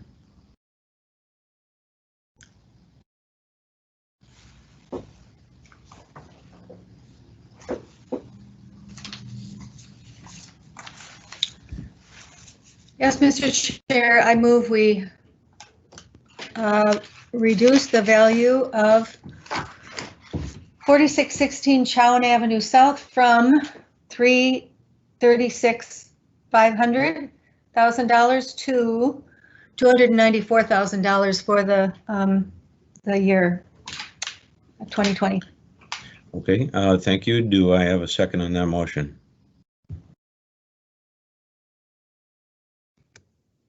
Havig, second. Thank you. It has been moved by Bland and seconded by Havig to reduce or to decrease the 2020 estimated market value to $294,000. I will ask the clerk to call the roll on the motion. Board Member Bland. Aye. Board Member Havig. Aye. Board Member Reed. Aye. Board Member Tinker. Aye. Chair Anderson. Aye. With 5 ayes, the motion passes. Item number 7, the appeal for 5336 Nokomis Parkway West, case number 20-0561. Are there any questions or discussion from board members related to 5336 Nokomis Parkway West?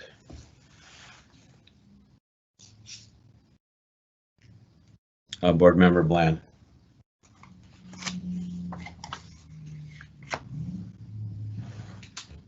Well, if no one objects, I would make a motion that we reduce the value of 5336 Nokomis Parkway West from $405,000 to the indicated value of $470,000. Okay, any other comments from board members or questions?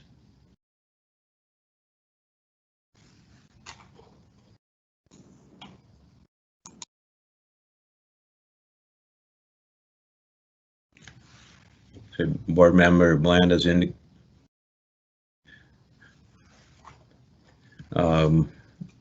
That was a discussion as to not a motion yet. So we'll correct Actually, that. Mr. Chair, that was a motion. Oh, and I restated if you'd like me to. Please restate it with the original value. Okay. My motion is that we reduce the value from $405,000 $504,000 to the indicated value of $470,000 for the property at 5336 Nokomis Parkway West. Do I have a second on that? Havig, second. Moved by Bland and seconded by Havig to decrease the 2020 estimated market value to $470,000. Clerk, I'll ask you to call the roll on the motion. Board Member Bland. Aye. Board Member Havig. Aye. Board Member Reed. Aye. Board Member Tinker. Aye. Chair Anderson. Aye. With 5 ayes, the motion passes. Thank you. Item number 8, appeal for 3812 Upton Avenue South, case number 20-0586. Are there any questions or discussions from board members related to 3812 Upton Avenue South?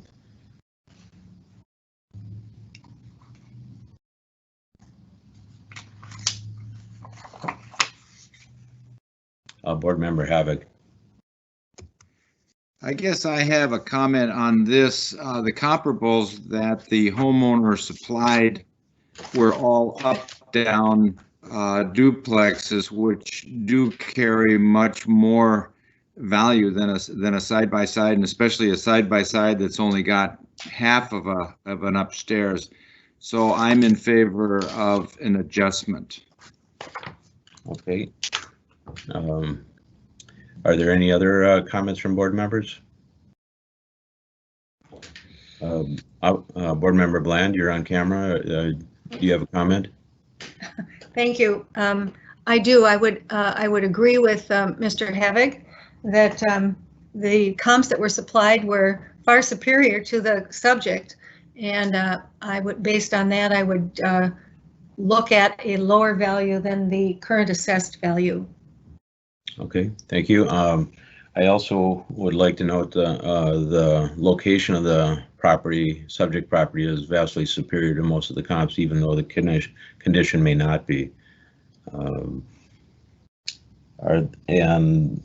there any other questions or comments? Board member Havoc.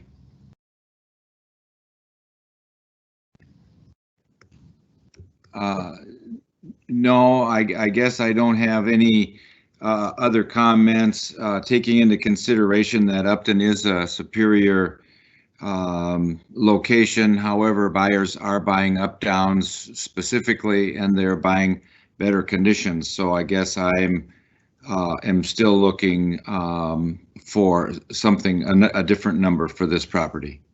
Okay. Would you like to put forward a motion? I would put forward a motion to lower the property to the 2019 assessed value of $560,000. Is there a second for that?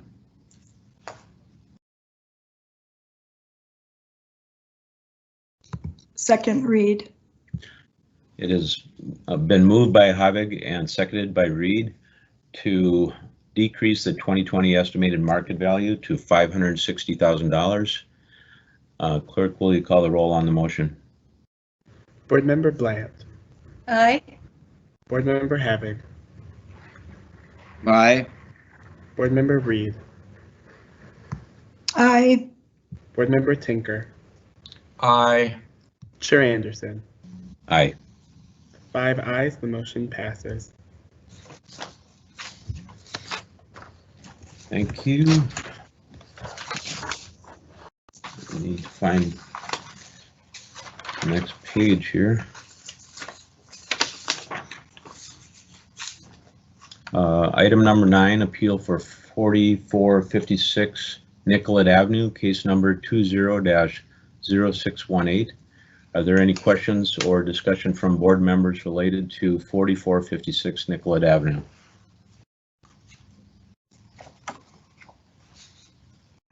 Board member Tinker. Yeah, I had some comments on this one. I was looking at the what he had worked up here, and it sounds like this one's a little bit convoluted because I'm not sure the property is classified correctly. I'm not sure what certificates of occupancy he might have on that second floor, but in terms of what he provided, his cost approach is not a cost approach. It's a price plus renovation analysis, but I believe the purchase was 2 years ago or longer, 4 years ago. So that's not terribly insightful. When he was talking about his income pro forma, again, I think there's a discrepancy here. He put in the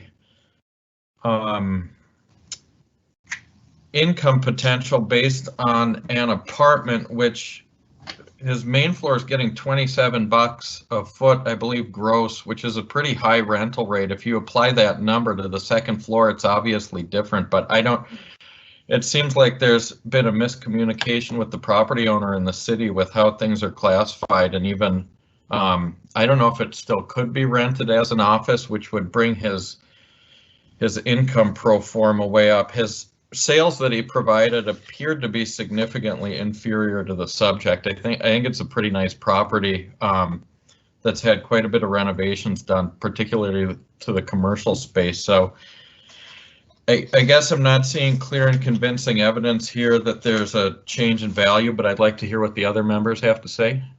Thank you. Board Member Havoc.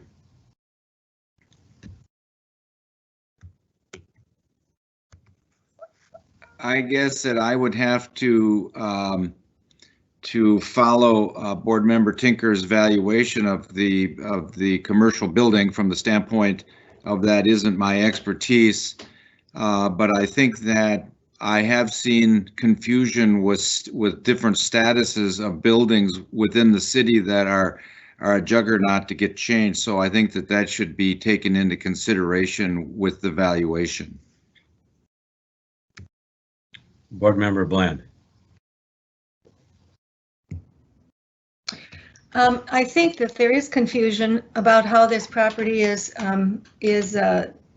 zoned or at the attributes.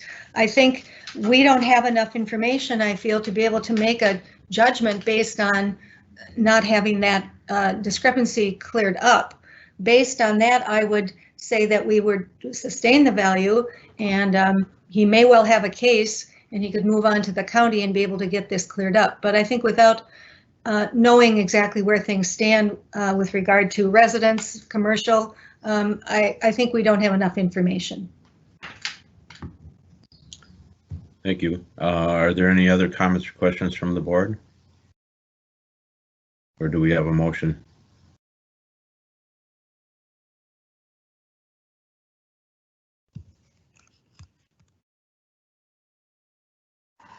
Board Member Tinker.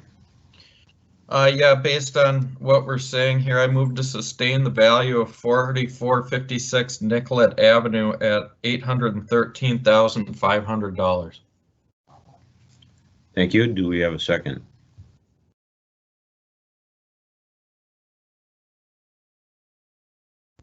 Second, Reed. Okay, it has been moved by Tinker and seconded by Reed to sustain the 2020 estimated market value at $813,500. Clerk, will you call the roll on the motion? Board Member Bland. Aye. Board Member Havoc. Aye. Board Member Reed. Aye. Board Member Tinker. Aye. Chair Anderson. Aye. With 5 ayes, the motion passes. Item number 10 is the appeal for 3700 Lindale Avenue South, case number 20-0649. Are there any questions or discussion from board members relating to 3700 Lindale Avenue South?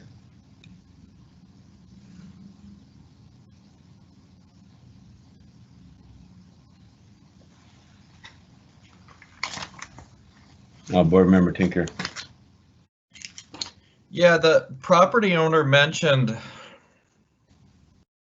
I think his concern here is that whether this property is equalized with the properties very close to it. And then he cited some other properties that aren't the subject here, which I haven't had a chance to review. I don't think anyone has. So it's difficult to comment on this one. I'm looking at what it's assessed at, and that price is not out of line for what I'm seeing in the neighborhood. Obviously, apartments in Minneapolis have increased radically in value in the last few years. I guess I just didn't see enough information that they presented to suggest clear and convincing evidence that we should change the value. Okay. Thank you. Board Member Havoc.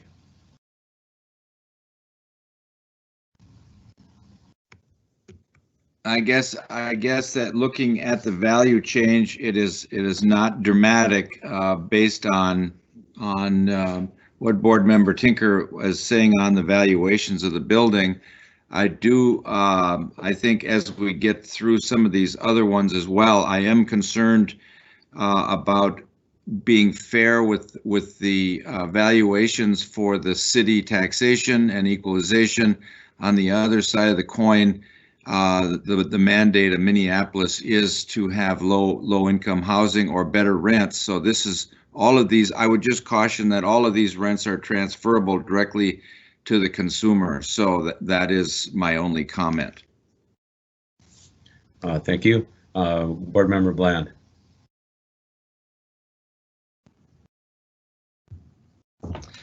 I think it's possible that the owner has a case here, but the information that was provided is not particularly helpful for us to make a decision. I guess based on that, I would probably want to sustain. Thank you. Board Member Reed. Yes, I would agree with Tinker regarding there's that discrepancy with the other property, but we don't have information on that. And as far as low income housing, he owns the other properties on University Avenue, and that was not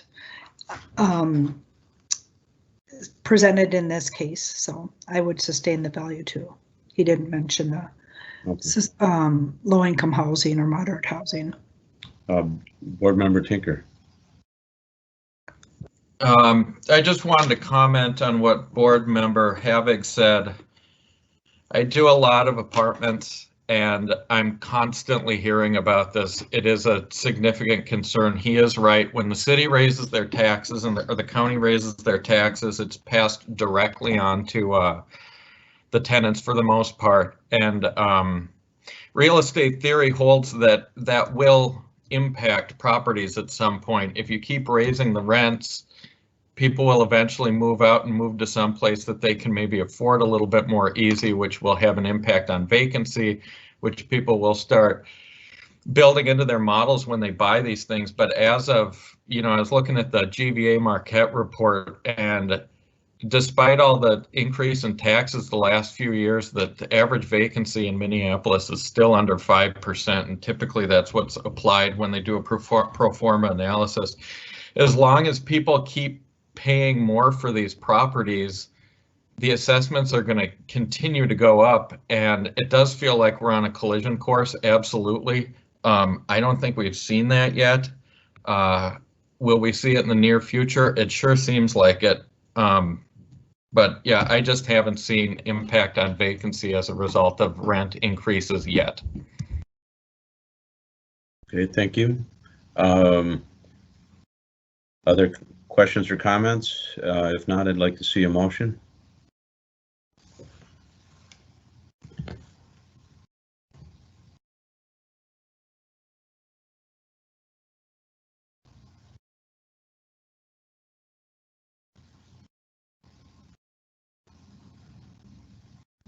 Would board member like to, Board Member Tinker?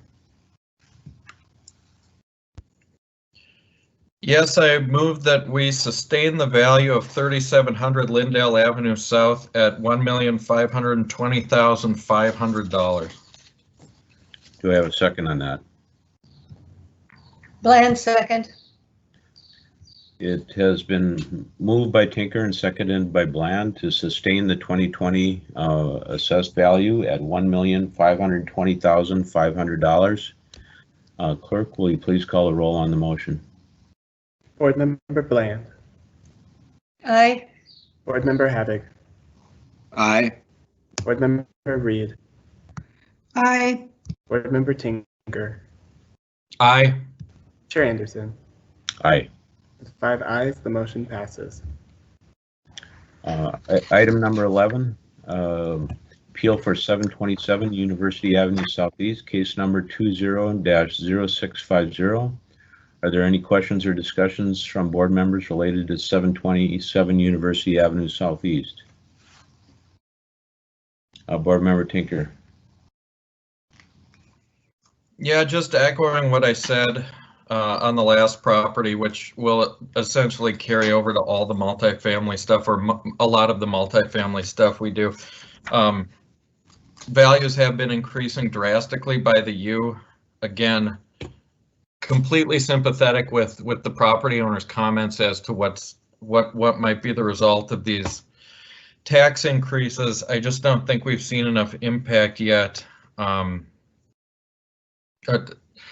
Generally speaking, at the U, a lot of the more marginal quality properties are being torn down and redeveloped, which is, you know, creating a problem because we're losing, you know, units that can be leased to people who might not have the same income characteristics. But I don't think they gave us anything on this or the following property to suggest that there's a clear and convincing evidence that the assessor's value is wrong. Board Member Bland. Well, I would agree with Mr. Tinker, and I certainly am sympathetic to the comments that were made regarding this property, the previous property, and the subsequent property, trying to provide affordable properties, rental properties in the city. So I'm certainly sympathetic to that, and I know that that's an important part of what needs to happen. However, on none of these, we have seen even so much as an income analysis, simply a list of what the units are. So the information we've received is not helpful for us to make any kind of decision. And based on that, I would move that we sustain the value of 727 University Avenue Southeast at the rate of $1,974,000. Thank you. Is there a Tinker, second? It has been moved by Bland and seconded by Tinker to sustain the 2020 estimated market value at $1,974,000. Clerk, I'll ask you to call a roll on the motion. Board Member Bland. Aye. Board Member Havig. Aye. Board Member Reed. Nay. Board Member Tinker. Aye. Chair Anderson. Aye. With 4 ayes and 1 nay, the motion passes. Item number 12, appeal for 718 University Avenue Southeast, case number 20-0651. Are there any questions or discussions from board members relating to 718 University Avenue Southeast? Board Member Tinker. Based on what we just discussed previously, if there's no objection from the other members of the board, I move we sustain the value for 718 University Avenue Southeast at $1,529,000. Duly noted. One comment in that I agree with everyone earlier on the other properties that I'm in favor of working to look at low-income housing, but with the lack of information provided, it's difficult, if not impossible, to make changes. So we have a motion from Board Member Tinker. Is there a second? Havig, second.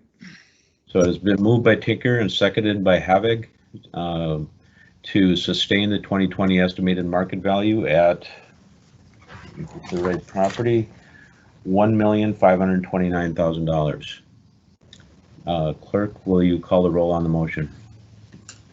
Board Member Bland. Aye. Board Member Havig. Aye. Board Member Reed. Aye. Board Member Tinker. Aye. Chair Anderson. Aye. With 5 ayes, the motion passes. So we are we'll be moving on to, we have 9 appeals scheduled from, oh, let's see, we've done those, excuse me.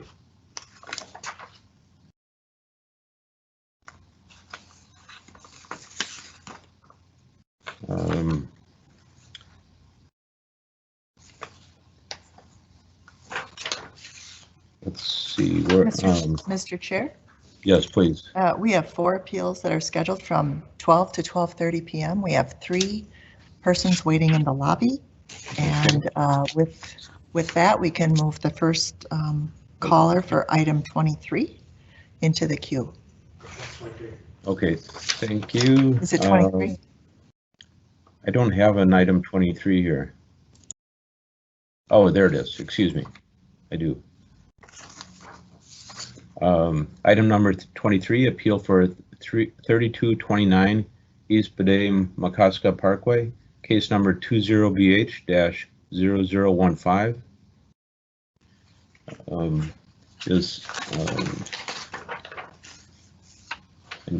need to find the, is the homeowner or applicant present? Mr. Chair? Yes. Please go ahead and state your name and property address, and you'll have 5 minutes for your appeal.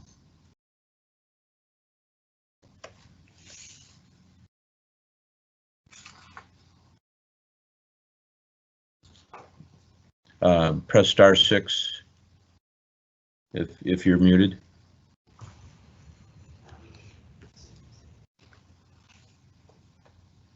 Did you say this one's for Brunner? It is for 3229 East Bedame Makaska Parkway. Yes, that's me. Oh, please go ahead, Mr. Brenner. Okay, thank you. Should be fairly straightforward. I just purchased this property. I closed this morning. It was it's assessed at $841,000. I purchased the property for $770,000, and that came with $1,500 discount from for a correction that I'm going to take care of. So really, it's $768,500. We had our appraisal done. We got a loan. The appraisal came in at $780,000. There were multiple offers on the property. We originally were $750,000, but we raised our price, so we prevailed. It was on the market for several weeks, so there was ample opportunity for anyone who felt it was worth more. So it seems pretty straightforward that the value should come in at $770,000 because that was the open market purchase price. Okay, any other additions to that before we go to questions from the board? No. Okay, board members, do we have any questions for Mr. Brunner?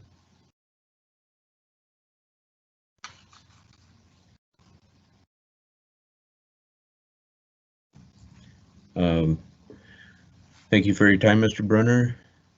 And oh, is someone trying to get in? Thank you for your time, Mr. Brunner, and we'll respond to your appeal in writing at the adjournment of the meeting. Thank you very much. Yep, thank you. Item number 24, 3412 Bloomington Avenue, case number 20BH-0016. The applicant is Jim Moslin, a representative of 3412 Bloomington LLC. Please state your name and address for the record, and then you'll have 5 minutes to present your appeal to the board. Yep, James David Osborne, Baker Management Group, 308 West 22nd Street, 101B, Minneapolis. So 3412 Bloomington Ave is an 18-unit building. It was built in the early 60s. I think the 2020 assessors value is at $2,130,000, which is $118,333 per unit. The adjacent building on the south, which is 3420 Bloomington Avenue, that one sold in April of last year for $106,666 per unit. It's also an early 60s vintage. It has the same ratio of 2-bedroom to 1-bedroom, which is about 2 to 1. So that, to me, is a very salient comp. And I'm proposing the 3412 value be put at that same per unit, $106,666, which I believe puts the value at $1,920,000. And that's pretty much my case on that one. Okay, thank you. Are there any questions from any of the board members regarding the appeal for 3412 Bloomington Avenue?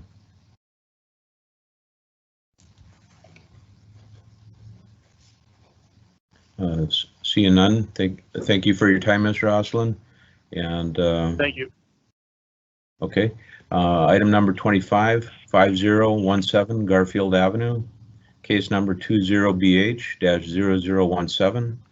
The applicant is Mark and Michelle Ireland. Please state your name and address for the record and then present your appeal to the board. You'll have 5 minutes.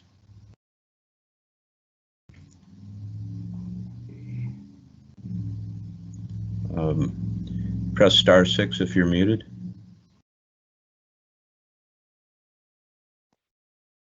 Looking for the applicant, Mark or Michelle Ireland. Hello, can you hear me okay? Yes, we can hear you now. Thank you. Oh, okay. I'm sorry. Your instructions said to hit *6 after you greeted me and it muted me apparently. Anyway, thanks very much for allowing me to present my case today. So, to begin, and I should state this is indeed Mark Ireland calling. I guess I'd like to say that, or begin with a brief description of what our house is like from my perspective. As you'll see in the paperwork that you have there, it has 1640 square feet, 3-bedroom, 1.5 bath house, unfinished basement. We've lived here for 24 years and we've done some updates. For instance, 19 years ago, there was an 8x8 bump out the back and we pushed it out to 16x8 to accommodate a half bath on the first floor. And then 11 years ago, we remodeled the main bath, which was basically a superficial remodel as the room size stayed the same. Windows stayed the same. We kept the old bathtub and mostly it came down to painting, tile and flooring, sink and toilet. Third, we 9 years ago remodeled the kitchen. Still a galley kitchen with the same old footprint, but we replaced everything else. The floor is linoleum and the counter is laminate. There's no dishwasher if you don't count me. There is air conditioning, but it's in the second floor of the house only. And then we have a 2-car detached garage.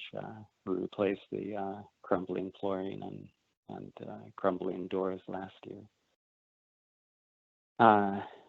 So in short, there's nothing here that pretty much all the houses in the neighborhood haven't all already had done.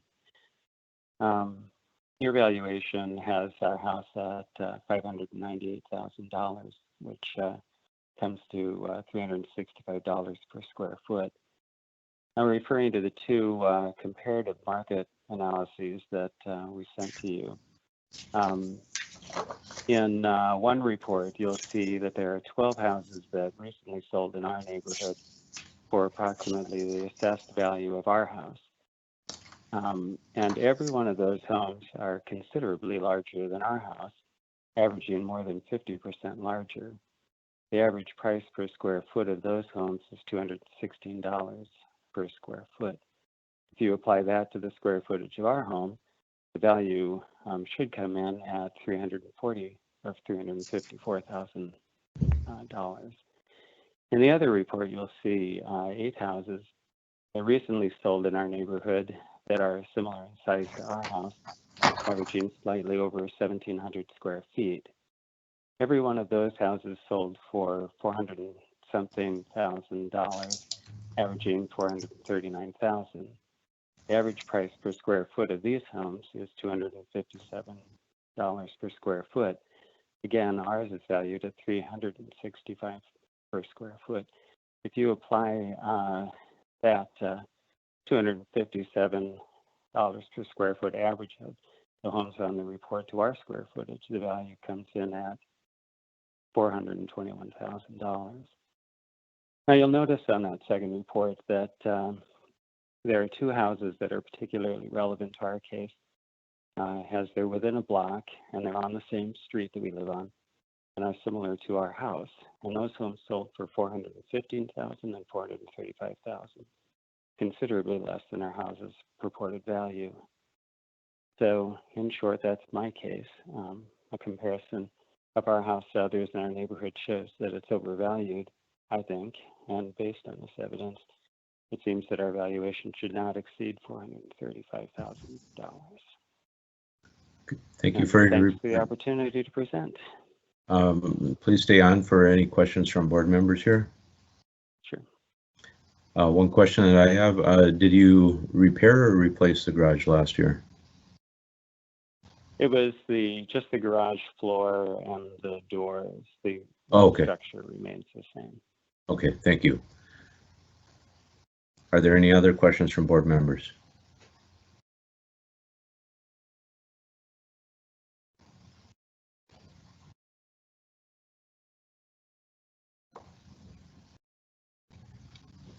Board members? Seeing there are no additional questions, thank you for your time, Mr. Eiland. Sure, thank you too. Bye-bye. Okay, bye.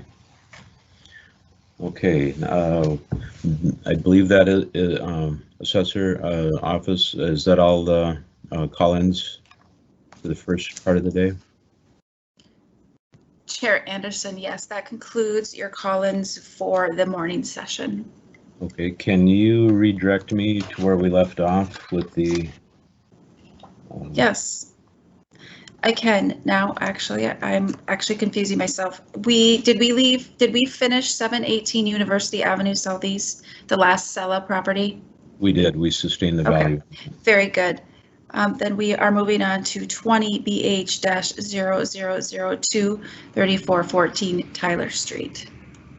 So that's item number 13. Appeal for 3414 Tyler Street, case number 20BH-002. Are there any questions or discussions from board members relating to 3414 Tyler Street? Board member Tinker. May I ask Rebecca a question quick? Sure. Go ahead. Say, Rebecca, on most of these apartment properties, I'm a little confused by this because in one of the appeals, they gave us a full income workup that wasn't redacted, but on most of these apartments, everything is redacted. And I know the property owner for this one gave a stated NOI, but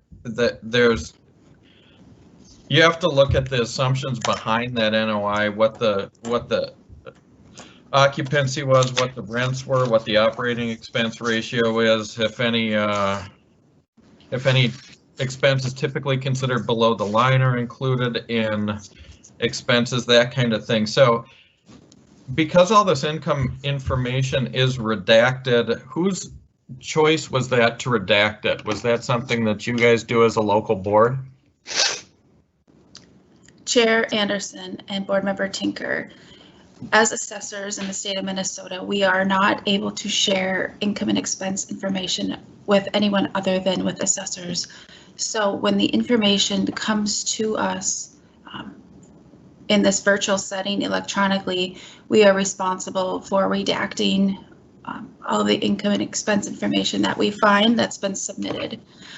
However, if you remember in a live in-person meeting, the property owner could present to you in paper for some income and expense information, but because of this virtual setting, we could not provide that information to you, nor could the homeowner. And if we sustain a lot of these appeals because of lack of information provided through redaction, when they can appeal this to the county, is there a forum for them to present these documents to the county? Or will it be redacted again, or is that something they're still trying to work out? Chair Anderson and Board Member Tinker, yes, the county is currently working on their process right now. And because they do have a little bit more time, they do not convene until, I believe it's June 15th. There should be a process in place for which the board members can receive all of the information the appellant wishes them to receive. Okay, perfect. I would just, if there's any way to ensure that can happen, I want all these property owners to get a fair shake. If they're giving income information that we can't see. So I just wanted to note that, because it's going to make a lot of these apartment appeals very difficult, because we don't have anything to correlate any sale data that they provide. So yes, I understand. Thank you. Thank you. Are there any other comments or questions from the board regarding 3414 Tyler Street?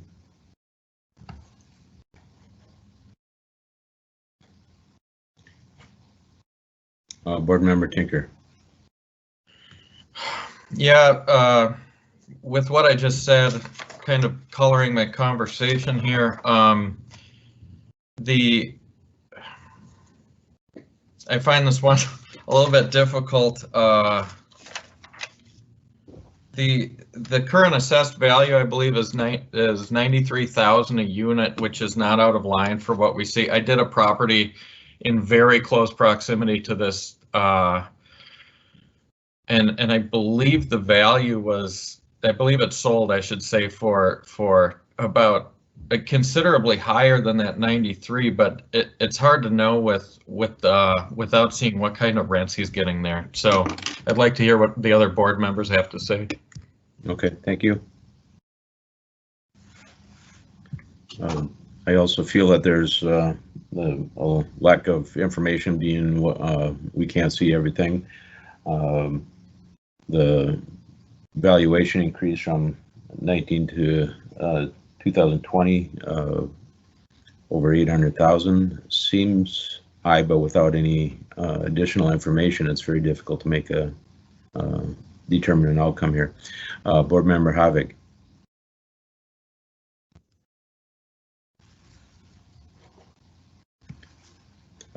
You must be muted. Board Member Havik. There we go. There we go. Now we're on full speed. Yeah, I think I agree with both the chair and board member Tinker that 800,000 is a very hefty increase, and without seeing supporting information and just shoving this off to Hennepin County, I think is not responsible for this board. So I would like to make some sort of an adjustment, please. Okay, would require a motion. Any other comments or a motion from the board? Board Member Bland.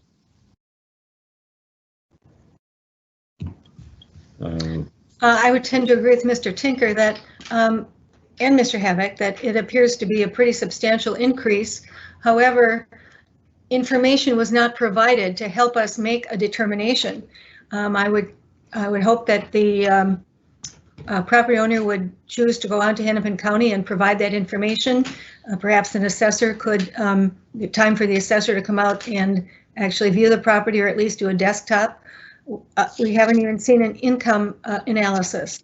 So based on that, and that there is not really evidence provided for us, aside from the fact that there's a steep increase, I would certainly vote to sustain the value and hope the owner would move on to the next step. Thank you. Board Member Tinker. Yeah, I was doing some research into this last night and wanted to state something from the Minnesota Department of Revenue Board of Appeal and Equalization Handbook, page 26 at the bottom. It says there are certain circumstances, such as appeals involving contamination values or income producing properties, which may require more than the given time for the assessor to review. In such cases, a local board may decide to vote no change and forward the appeal to the County Board of Appeal and Equalization. Further, it says There also may be circumstances involving complicated appeals in which the board may review the information presented and not be able to determine if the assessor's value should stand or if the property owner's evidence justifies a value or class change. If the board is faced with a situation in which it is not sure how to rule based on the facts presented, the proper decision would be no change. In these instances, the board should keep in mind that the taxpayer can appeal to tax court. So I just wanted to state that. I know it's a little bit confusing and hard to go through some of these with the information we've been given. Thank you for the clarification, Board Member Tinker. With that, does anyone want to put forward a motion, please? I will put, based on that recital, I will vote to sustain the value of $4,867,000 for the property address at 3414 Tyler Street. Thank you. Do we have a second? Tinker, second. Thank you. It has been moved by Havig and seconded by Tinker to sustain the 2020 estimated market value at $4,867,000. I will ask the clerk to call the roll on the motion. Board Member Bland. Aye. Board Member Havig. Aye. Board Member Reed. Aye. Board Member Tinker. Aye. Chair Anderson. Aye. 5 ayes, the motion passes. Thank you.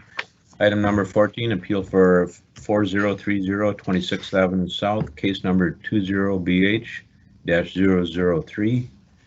Are there any questions or discussions from board members related to 4030 26th Avenue South? Board Member Bland. Given that the homeowner provided us with no information, nor did the homeowner attend today in person, I would vote that we sustain the value of the property at 4030 26th Avenue South at $225,000. Excuse me, that's a motion? Second, Reed. That is a motion, yes. Okay, it was a motion and has been seconded by Reed to sustain the 2020 estimated market value at $225,000. Clerk, I will ask you to call the roll on the motion. Board Member Bland. Aye. Board Member Havig. Aye. Board Member Reed. Aye. Board Member Tinker. Aye. Chair Anderson. Aye. 5 ayes, the motion passes. Item number 15, appeal for 2621 28th Street West, case number 20BH-0004. Are there any questions or discussions from board members related to 2621 28th Street West?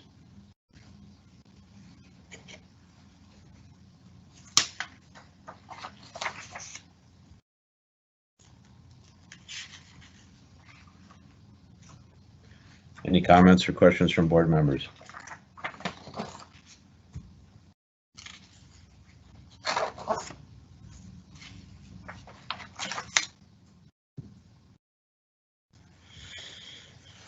Is there a motion from any of the board members?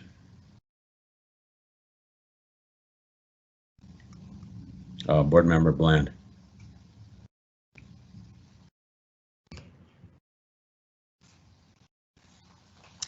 I move to sustain the value at 2621 28th Avenue West, $1,086,500.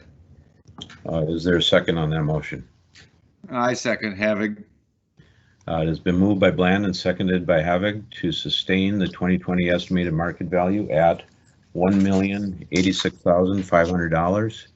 Clerk, will you call the roll on the motion? Board Member Bland. Aye. Board Member Havig. Aye. Board Member Reed. Aye. Board Member Tinker. Aye. Chair Anderson. Aye. 5 ayes, the motion passes. Thank you.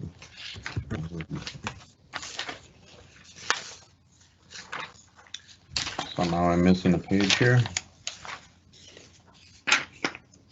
There we go. Moving on to item number 16, appeal for 627 4th Street Northeast. Are there any questions or discussions from, case number 20BH-0005? Are there any questions or discussions from board members related to 627 4th Street Northeast?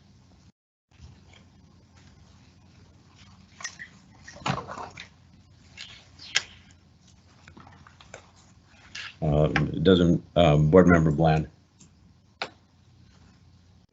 Once again, I think that there's a possibility that the owner has a case here. However, the information provided was simply not sufficient for us to be able to make a decision.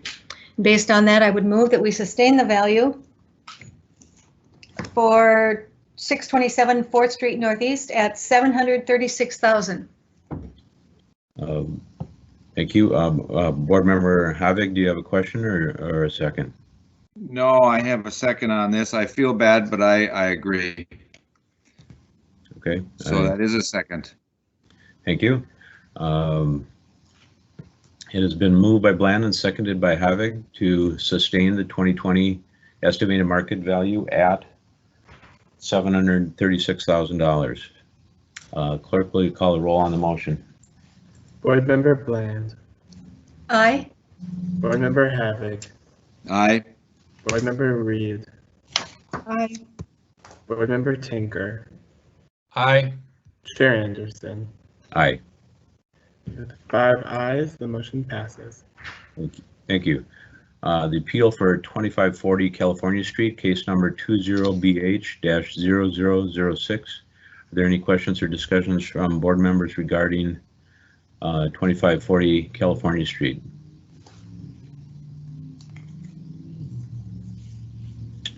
I have one comment on it.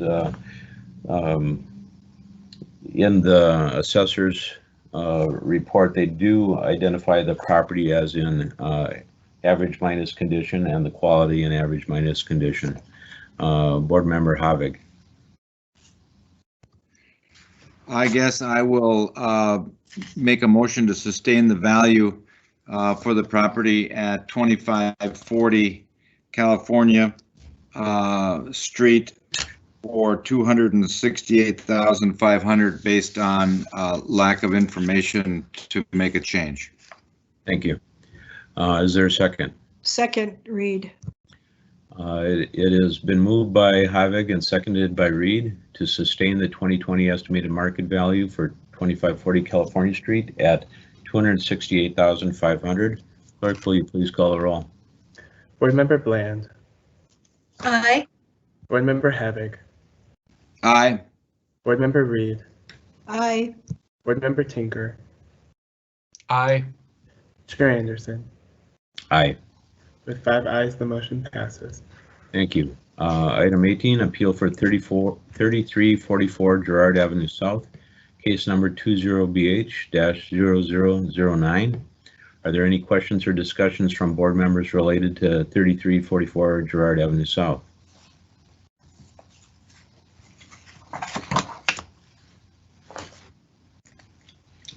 Board member Bland. Once again, no information was provided by the homeowner, and based on that, I would move that we sustain the value of $616,500 for the property at 3344 Girard. Thank you. Is there a second? Havig, second. It has been moved by Bland and seconded by Havig to sustain the 2020 estimated market value at $616,500. Clerk, will you call the roll on the motion? Board member Bland. Aye. Board member Havig. Aye. Board member Reed. Aye. Board member Tinker. Aye. Chair Anderson. Aye. With 5 ayes, the motion passes. Thank you. Item number 19, appeal for 601 First Avenue North, case number 20BH-0011.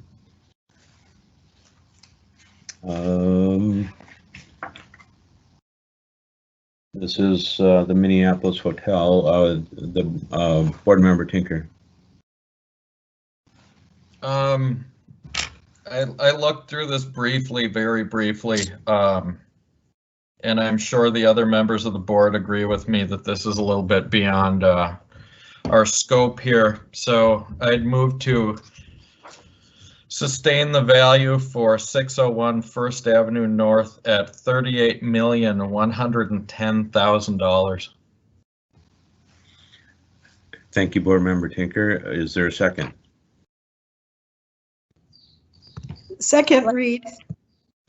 It has been moved by Tinker and seconded by Reed to sustain the 2020 estimated market value at $38,110,000. Clerk, I'll ask you to call the roll on the motion.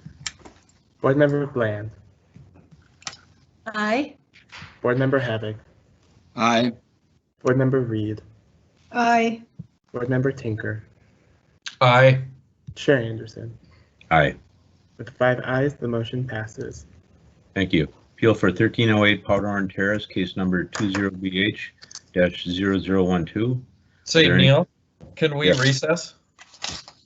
I think we just have 2 more to vote on here. I would like to get through these before we start the afternoon session. We're going to sit tight till the end of all those appeals? Oh, okay. If that's fine with the other members.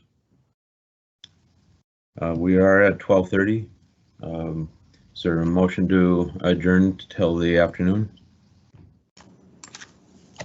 Board Member or Chair Anderson, we can't adjourn, but we can break for. All right, excuse me, break. And if we need a motion to do that, I'd be glad to do that. Jackie, do we need a motion to take a break here? Mr. Chair, if there's no objection from the board members, you can recess until 1:30 p.m. Okay, are there any objections? Okay, being none, we shall recess till 1:30 today. Thank you.